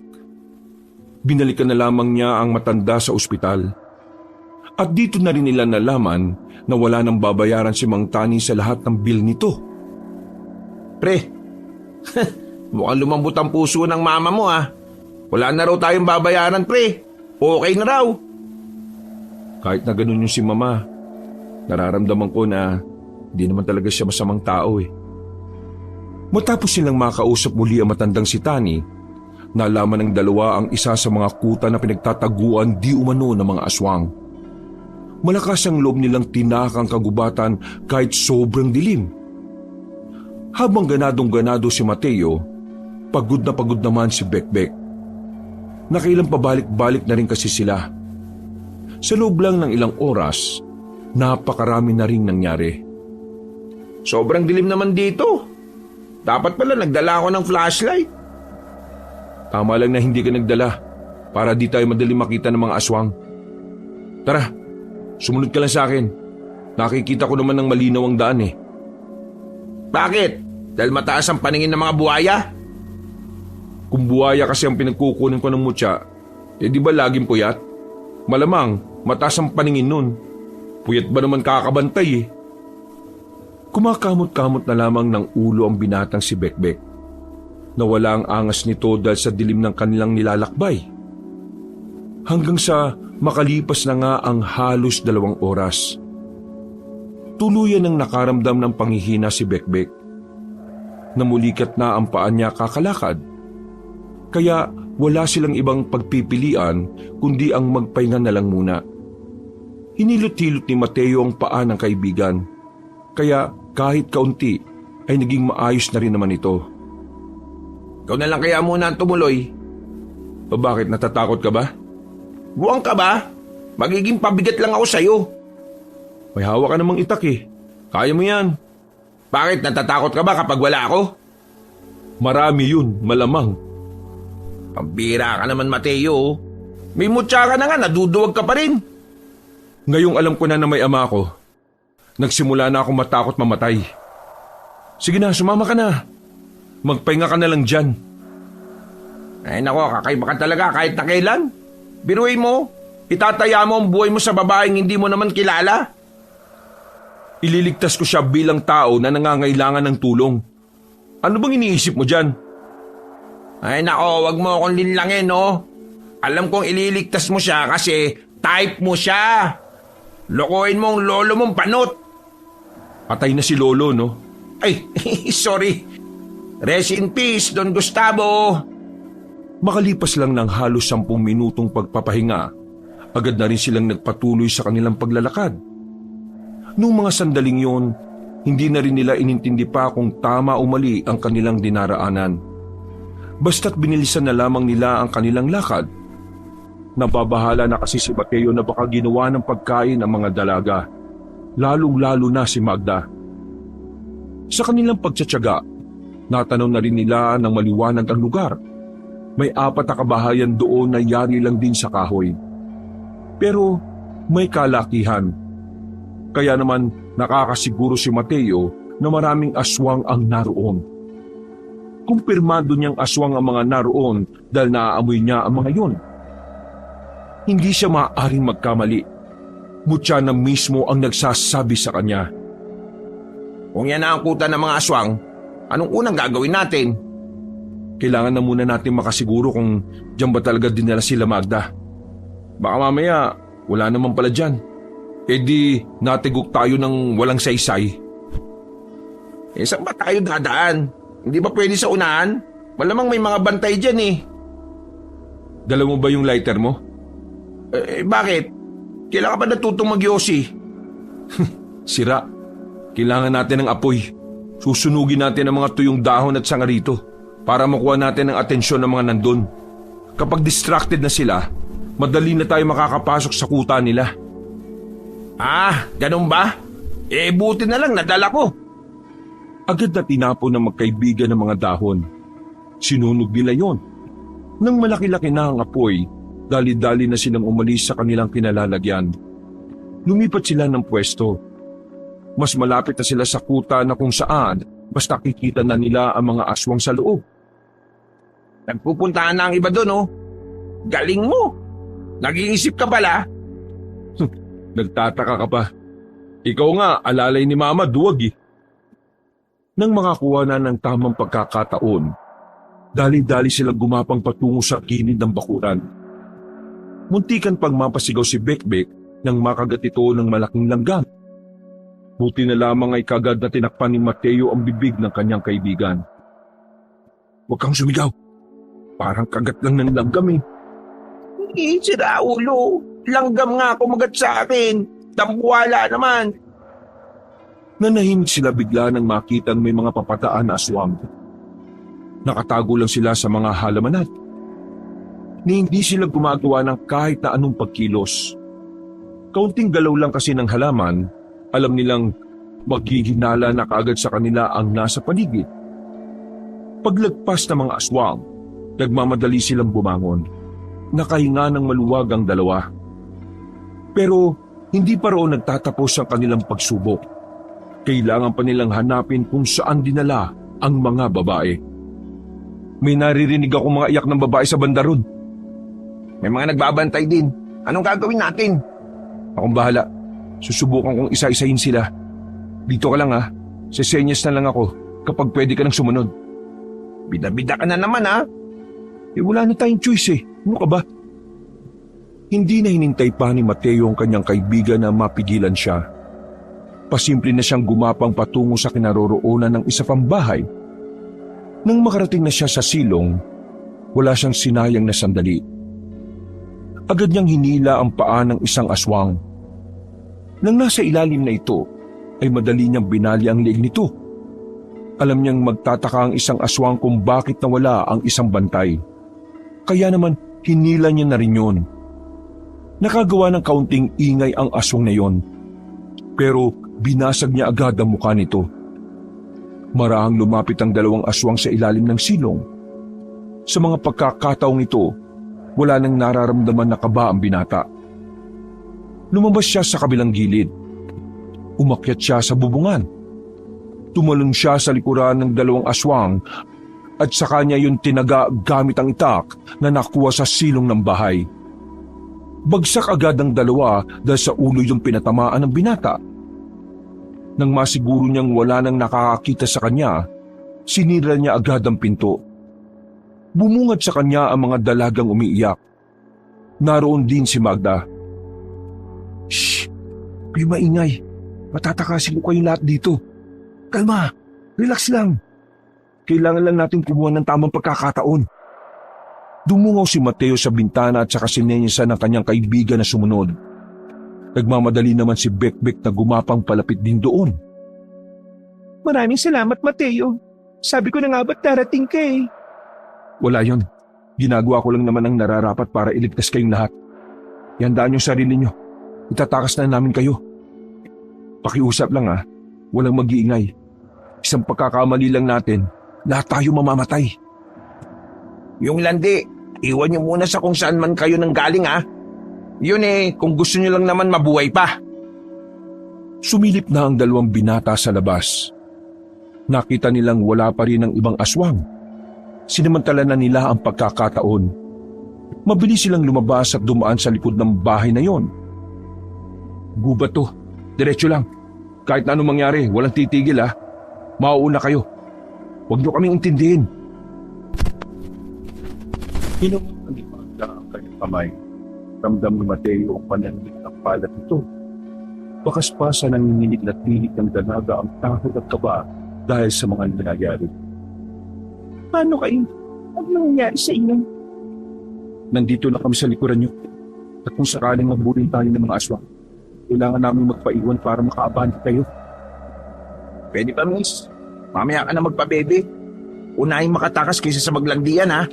Para mamaya maging kwento na lang tayong lahat dito.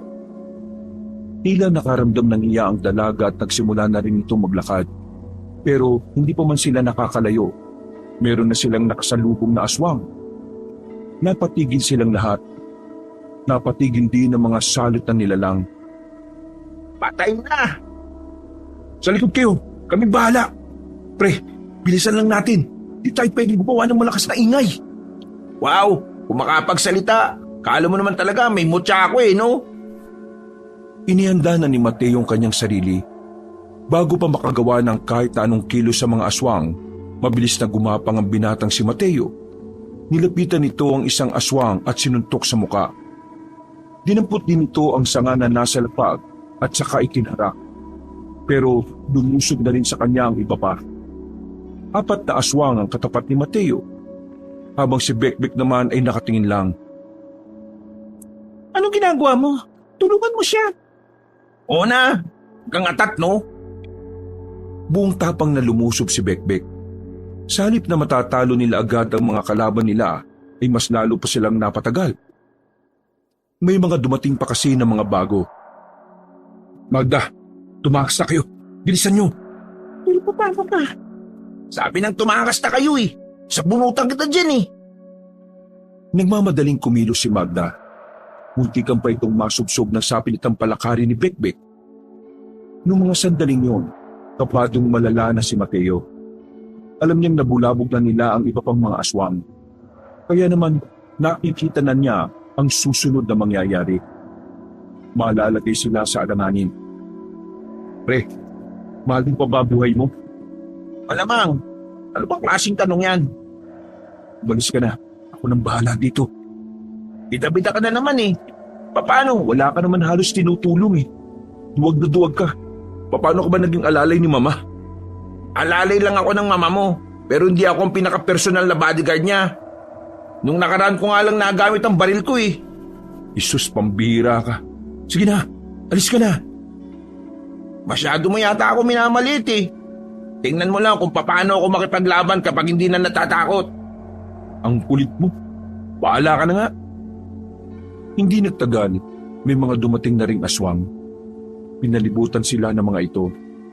At kasama na ng mga ito ang matandang lalaki na sa kanilang palagay ay ang pinuno ng mga aswang na sinasabi ni Mang Tani. Ang kaninang nagtatapang-tapangan na si Bekbek ay tila napahag na naman ang buntot. Napahigpit ang pagkakahawak ni Bekbek sa itak. Si Mateo naman ay agad na pinaggana ang kapangyarihan ng mutya. Pumapalat tumigas na rin ang balat nito. Pero bago magsimula ang laban, nagpakita na rin ang matandang lalaki. Ang lakas naman ng inyong loob na magtungo sa lugar kung saan maaari kayong mamatay. Sure ka ba na dito kami mamamatay? Hindi ba pwede doon? Sa banda ron? Bakit mo ba kinakausap yan? Pinapahaba ko lang oras para mahaba din ang oras bago tayo mamatay. Ikaw, iyo. Ikaw na merong mutya. Bibigyan kita ng pagkakataon na isuko mo sa akin ang mutya at hayaan ko kayo makalis. Bakit ko naman gagawin yun? Kung kaya naman kitang labanan. Sigurado ka bang kaya mo ako? O baka nadadala ka lang ng emosyon mo? Bakit hindi na lang natin subukan? Pambira naman talaga to. Nakikipagyabangan pa eh. Papalagang kita kung tayong dalawa lang. Walang makikialam. Kung yan ang gusto mo, sige, ibibigay ko sa'yo. Pre, gumilid ka lang. Sakaling makita mong tagilid na ako, umalis ka na kaagad ha. Hindi na hinintay pa ni Mateo na kumontra ang kanyang kaibigan. Lumapit na siya sa harapan ng matandang lalaki. Pinakita niya kaagad ang kapangyarihan ng mutya ng buwayang puyat. Mas lumitaw ang kakaibang balat ni Mateo. Mabilis na tumakbo si Mateo palapit kay Mang Borong. Magkakasunod na pag-atake ang kanyang ginawa. Tinamaan niya agad ang matanda at tumilapon ito sa harapan ng mga aswang. Akmang lalapit ang mga aswang pero pinigilan lamang ito ng matanda. Huwag kayo makikialam. Gusto kong masolo ang isang ito. Nagpakita naman ng nakakainsultong ngiti ang matandang lalaki. Mga ilang sandali lang ay agad na rin itong nagbago ng anyo. Malakas ang puwersa ng matanda nang magbunuan ng dalawa. Sinuntok nito si Mateo sa tiyan, pero dahil sa kapal ng balat ng lalaki, hindi yun umubra. Nahawakan naman ni Mateo ang kamay ng matanda. Buong puwersa niyang pinihit ang kamay nito. Sa isang iglap lang, nabali agad ang kamay ni Mamborong. Ikinagulat yun ng lahat ng aswang. Pero hanggang sa mga sandaling yon, hindi pa rin siya nakikialam. Masyado kasing mataas ang tingin na matanda sa kanyang sarili. Sa isip-isip ni Mateo, para bang merong mali sa nangyayari. Hindi niya kasi maramdaman kung gaano kalakas ang kalaban niyang matanda. Pakiramdam lang niya ay napakalayo ng agwat. Siguradong tinatago lang niya ang totoo niyang lakas. Di ako pwedeng maging kampante. Parang walang nangyari nang muling lumapit sa kanya si Mamborong. Mabilis pa rin ang pagkilos nito. Sa katunayan, nagawa na nitong ipatama ang bawat kalmot at suntok nito sa binata. Ang kaso nga lang, sadyang makapal at matigas talaga ang balat ni Mateo. Walang iyakang tao ka. Bakit hindi ka tinatablan ng mga ginagawa ko? Ginagalit mo talaga ako, ha? Kagaya ng pagkakaalam mo, mutya ng buwayang puyat ang gamit ko. Hindi tatalab sa akin ang mga simpleng pagkalmot at suntok mo.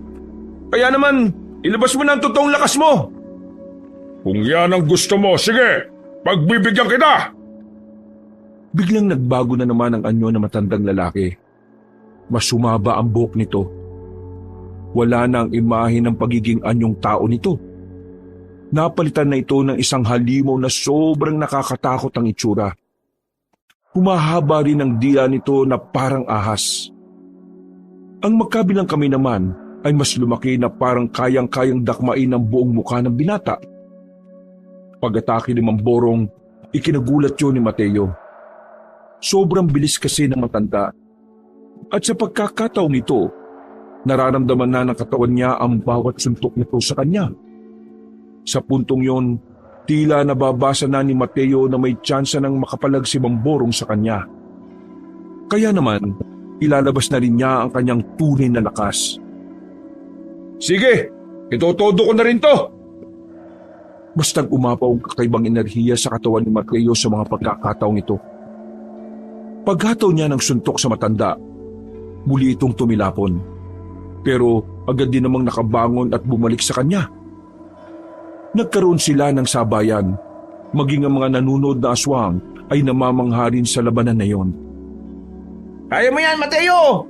Aanakan mo pa si Magda, di ba? Kagaya ni Bekbek, pinapalakas din ng mga aswang ang kalooban ni Mamborong.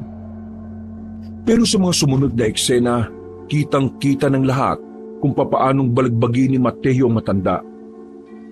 Wala itong binatbat kahit pinakita na ni Mamborong ang huli nitong anyo. Basag-basag ang mukha ni Mamborong sa mga sandaling ito. Pero hindi pa rin ito tinitigilan ni Mateo hanggang sa tuluyan na nga itong bumagal sa pagkilos. Hindi ako pwede matalo! Hindi! Hindi ganito inaasahan to para sa isang pinuno ng mga aswang. Nakakadismaya ka! Hinawakan ni Mateo matanda sa kwelyo at iniangat. Akmang tatapusin sana ni Mateo matandang aswang nang bigla siya nitong kinalmot sa tagiliran. Agad na umagos ang dugo niya roon. Kaya naman nabitiwan niya ito at nakadistansya ang matanda. Matalino man ang matching, naiisahan din! Ang kaso, buwayang nasa harap mo at hindi matching! Mabilis na nakalapit ang binata. Humaba ng bahagya ang kanyang kuko. Ginamit niya ito para itarak sa kaliwang dibdib ng matanda. Napahiyaw ang mga aswang na makitang dinukot lamang ni Mateo ang puso ni Mamborong. Kinilabutan ng lahat, lalong-lalo na ang binatang si Bekbek. Hindi kasi nito inakala na magiging brutal si Mateo sa kalaban. Ito na ang katapusan niyo mga aswang! Matay ka na! Mamamatay na ang pinuno ng mga salot! Biglang tumawa ng mahina si Mamborong. Bagay na nagdulot ng pagtataka kay Mateo. Sinong nagsabi na ako ang pinuno ng mga aswang, iho? Nagkakamali ka. Wala akong posisyon sa lahi namin. Naisahan ka namin! Mga ilang sandali lang ay tuluyan ang nawala ng hininga matanda. Napaisip naman si Mateo sa sinabi ni Mamborong. Maging ang mga aswang din na naroroon ay nagtatawanan na rin. Tila isang malaking insulto kay Mateo ang mga naririnig niya. Nasa akmang lulusubin na niya ang mga aswang nang may marinig siyang pamilyar na boses. Sinukat lang namin kung hanggang saan ang lakas mo. At ngayong nakita ko na ang kapasidad ng mutya. Ngayon ko lang ipapaalam ang katotohanan na di mo gugustuhin malaman. Boy, hindi si Mang Borong ang pinuno ng mga aswang, kundi ako! Nagsarado ang kamao ni Mateo sa kanyang narinig. Gusto niyang lusubin agad ang binatang yun pero nakaramdam siya ng kakaiba nun. Paano ikaw ang pinuno? Yang hinahina mo nga nung una kang makalaman ni Mang Tani. Kung ipapakita ko kagad ang tunay kong lakas sa unang pagkikita, di nalaman niyo kagad kung paano ako tatalunin. Siyempre, bago ko ipaalam kung sino ako, Kailangan ko munang patayin ang taong tumutulong sa inyo. Kaso hindi siya namatay. Mahihina rin ang mga aswang na pinadala mo sa kanya eh. Yung matandang albularyo na yon, hindi namatay. Tingnan mo nga naman. Matagal din palang mamatay ang mabubuting damo. Hindi naman damo si Mang Tani, tanga ka pala eh. Mas tanga ka. Hindi ka ba nakakaintindi ng matalinghagang salita? Manda ka na, Bekbek. Ngayon ko kailangan ng tulong mo. Mga kasama, lusubin niyo ang dalawang yan. Gusto kong ubusin niyo muna ang lakas ng isang yan bago siya umarap sa akin. Para wala nang kahirap-hirap na papaslangin ko ang mahinang nilalang na yan. Hindi nagtagal, makakasabay na lumusob ang mga aswang. Malakas-lakas pa rin naman si Mateo. Pero hindi niya may kakaila na hindi na siya kagaya ng simula. Sa pakikipaglaban niya sa mga aswang, marami agad ang napatumba nila. Si Bekbek naman ay may mga sugat na rin. Pero patuloy lang ito sa pakikipaglaban. Parang wala man lang itong nararamdamang takot sa mga sandaling ito. Pre, hanggang kamatayan na to. Walang mamamatay. Dumikit ka lang sa akin. Hindi niyo kakayanin ng mga bataan ko. Marami pa sila. Wala pa sa kalahati ang nababawas niyo. Duwag ka ba? Pinapauna mo mga kasama mo dahil takot ka mamatay? Mabuti pa yung matanda kanina eh. Kahit na alam niyang hindi siya mananalo, lumaban siya na mag-isa. Eh ikaw, isa kang kahiyan sa lahi ng mga aswang. Naturingan ka bang pinuno niyan ha? Kadiri ka? Yak! Ews! Pinuno lang umaasa sa mga tauhan niya. Maya ka nga sa balat ni Mateo. Humugot na malalim na paghinga ang lalaking si Donga. Medyo na-insulto siya sa sinabing yun ng dalawa. Kaya naman, habang nagkakagulo pa, pinatigil niya na ang mga kasamahan niya. Humarap na si Donga kay Mateo. Sa pagkakataong ito, medyo inihingal na rin ang binata. Pahina na rin ng pahina ang kapangyarihan ng mutya. Nagamit na kasi niya yon sa laban pa lang nila Mang Borong. Sige, magbunuan tayong dalawa. Tayong dalawa lang, hanggang kamatayan. Pero kapag ikaw napahiga, papatayin ko itong kaibigan mo maingay. Mapapahiga mo ko? Managinip ka na lang ng gising.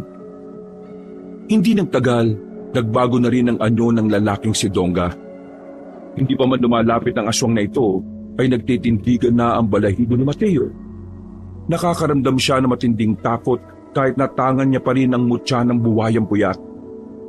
Kita-kita sa mukha mo ang takot. Pinagpapawisan ka na yata eh. Mas kapalan mo ang balat mo dahil ngayon hindi kita sasantuin. Dahil tensyonado na ang binatang si Mateo, wala itong nagawa nang lumapit sa kanya si Donga.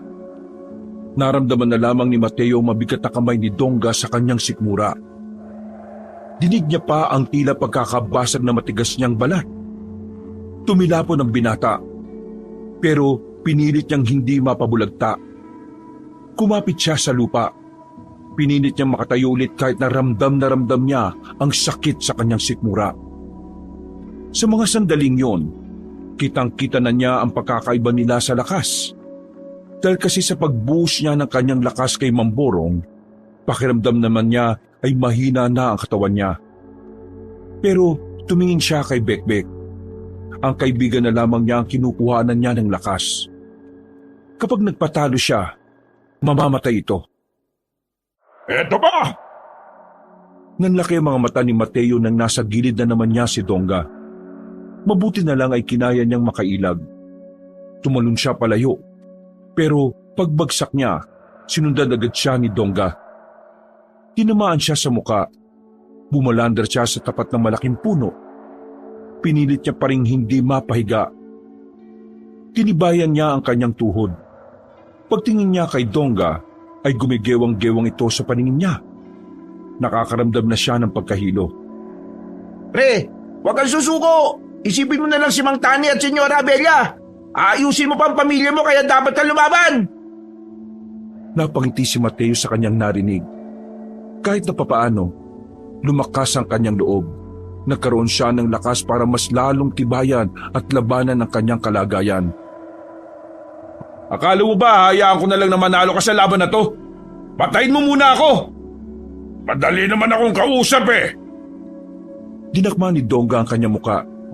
Pilit nitong dinudurog ang muka ni Mateo. Buti na lamang ay nakabuelo si Mateo para masuntok na malakas si Dongga. Tinamaan niya yon sa tagiliran. Dahil sa kanyang ginawa, nagkaroon siya ng pagkakataon para makadistansya. Hindi na nagsayang ng oras si Mateo. Sinundan niya ang suntok na yun. Pero sa kasamaang palad, nahawakan ni Dongga ang kanyang kamao. Hinila siya nito at sinalubong ang malakas na namang suntok. Nabasag naman ang balat niya sa bandang dibdib. Tumilapon si Mateo sa harapan mismo ni Bekbek. Buti na lamang ay nasalo siya nito kaya hindi ito tumumba. Pre, ayos ka lang? Kita mo ng bugbog yung tao, tatanungin mo pa ako ng ganyan. Wala lang. Gusto ko lang magtanong. Pre, sakaling mamatay ako dito, pakisabi kina tatay at mama na mahal ko sila. Inuutusan mo pa ako? Huwag ka nang mamatay para ikaw na magsabi, no? Ibubuhos ko na ang natitirang lakas ko. Muling tumindig ng tuwid si Mateo. Basag-basag na ang ibang parte ng balat ni Mateo. Kahit na alam niyang mas mararamdaman na niya ang mga susunod na atake ni Dongga, hindi na ito nagpakita pa ng takot. Nawala na ang takot ito sa mga pagkakataong yon.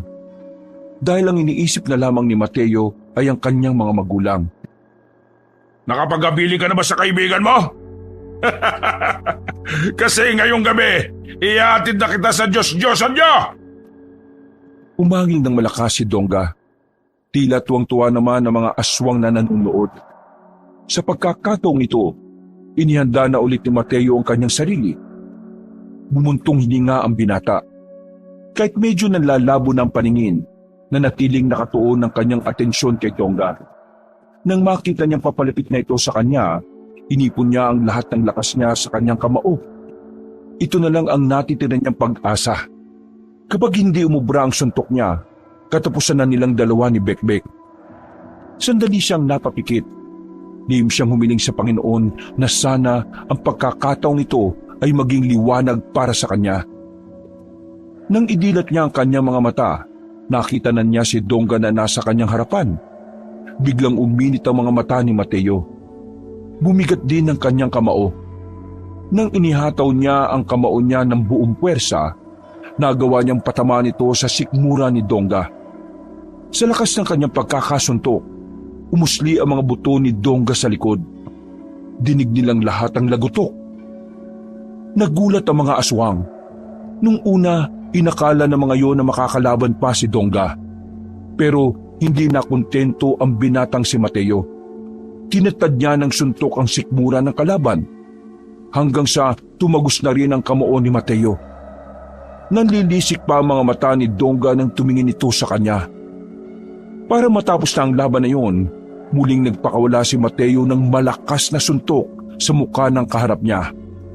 Nabasag ang mukha ni Dongga at tuluyan ang bumagsak sa lupa. Natalo ni Mateo ang pinuno ng mga aswang, pero kapalit nito ay ang pagkaubos ng kanyang lakas. Natumba siya at hindi na makagalaw. Nakita na lamang niyang nasa tabi na siya ni Bekbek. Meron itong sinasabi pero wala na siyang naririnig. Pre, uy! Huwag kang mamatay! Pre! Mas lalong nabahala si Bekbek sa mga sandaling yon nang makitang nakapalibot na ang mga bataan ni Dongga. Alam ng binatang si Bekbek na yun na ang katapusan nilang dalawa. Hindi rin naman niya kayang talunin ng mga yon kung siya lang mag-isa. Hindi nga niya mabilang kung gaano karaming aswang ang nakapalibot sa kanila. Sige, patayan kung patayan. Hindi niyo madadampian itong kaibigan ko, ano? Sige! Kukuyugin na sana sila ng mga aswang, pero magkakasunod na putok ang narinig nila noong mga sandaling yon. Napadapa na lang din si Bekbek. Makalipas lang ang halos 2 minuto, bumulagta na ang mga aswang. Lumabas sa kadiliman ang mga armadong lalaki. Nagpakilala ang mga yon na tauhan ni Senyora Abelia. Nalaman nilang nag-uusap pala si Mang Tani at Senyora para respondihan si Mateo. Nang maubos na ang mga aswang, agad na binuhat ng mga kalalakihan si Mateo. Wala na ring malay si Mateo ng mga oras na yon. Paggising niya, Ilang araw na pala ang nakalilipas. Nakakatayo na si Mang Tani. Sa katunayan, ito ang nagbantay sa kanya. Sa gilid naman, naroon din ang kanyang ina. Ma, Tay, nandito kayo? Anak, masaya kami ng mama mo na nagkamalay ka na. Kaya ayaw kong pumasok ka sa ganyan kasi ayaw kong matulad ka sa ama mo na lagi na lang nasa panganib ang buhay. Ma, huwag na po kayo mag-alala. Tapos na po ang laban. Nag-usap na kami ng mama mo. Napagkasunduan namin na total tapos na ang problema natin sa aswang. Tutulungan mo ang mama mo sa negosyo, anak. Kailangan kanya. Pero paano mga aswang? Wala ng mga aswang. At kung meron, ako nang bahala ron. Marami akong kakilala. Bubuo kami ulit ng samahan para labanan ng mga yon. Sa ngayon, gusto kong ituon mo muna ang sarili mo sa buhay na mas ligtas at mas magiging panatag ang kalooban ng mama mo. Ito ang panahon ng bagong buhay natin. Tutulungan mo ako sa negosyo. Itong tatay mo naman ang pansamantalang papalit sa'yo. Kapag naipasa na niya ang posisyon niya, susubukan natin ulit na mabuo ang pamilya natin. Tama po ba yung narinig ko? Naipaliwanag na sa akin lahat ng tatay mo at napatawad ko na rin siya. Pero hindi pa rin kami nagkakabati. Ma, Tay, kahit ano gagawin ko para sa pamilya natin. Kaya naman tinatanggap ko ang gusto nyo. Pangako, pagbubutihan ko na. Pasensya na rin pala kung nakapagbitaw ako ng masasakit na salita. Humingi rin si Senyora Abelia sa kanya ng tawad sa lahat ng mga nasabi nito sa binata. Pagkatapos ng pag-uusap na yon, nagkaroon sila ng hapunan. Magkasama silang tatlo sa iisang lamesa. Sobrang saya ni Mateo ng mga pagkakataong yon. Hindi niya inakala na darating ang tagpong yon. Naalala niya pa noon na pinapangarap niya lang yon. Sa paglipas ng ilang araw, mas naging maganda ang samahan nilang magpamilya. Unti-unti na rin nagkakasundo ang kanyang mga magulang. Habang siya naman, balik sa pag-aaral sa negosyo. Tinutulungan siya ni Bekbek sa lahat ng kanyang dapat na malaman. Mula noon, nakontento na sa buhay si Mateo ngayong buo na ulit ang kanyang pamilya. Masaya na siya at wala nang mahihiling pa. Kasabay ng pagkabura ng mga aswang sa kanilang probinsya ay ang pag-usbong ng bagong buhay ni Mateo kasama ang pinakamamahal niyang tao, ang kanyang ama at ang kanyang ina na matagal na niyang pinapangarap na makapiling. Di nagtagal, nagkasundo rin sila ni Magda. Nagkaroon sila ng sariling pamilya at nagkaroon rin ng mga anak. At doon na nga nagsimula ng panibagong buhay si Mateo at bumuo ng masagana at masayang pamilya. Wakas,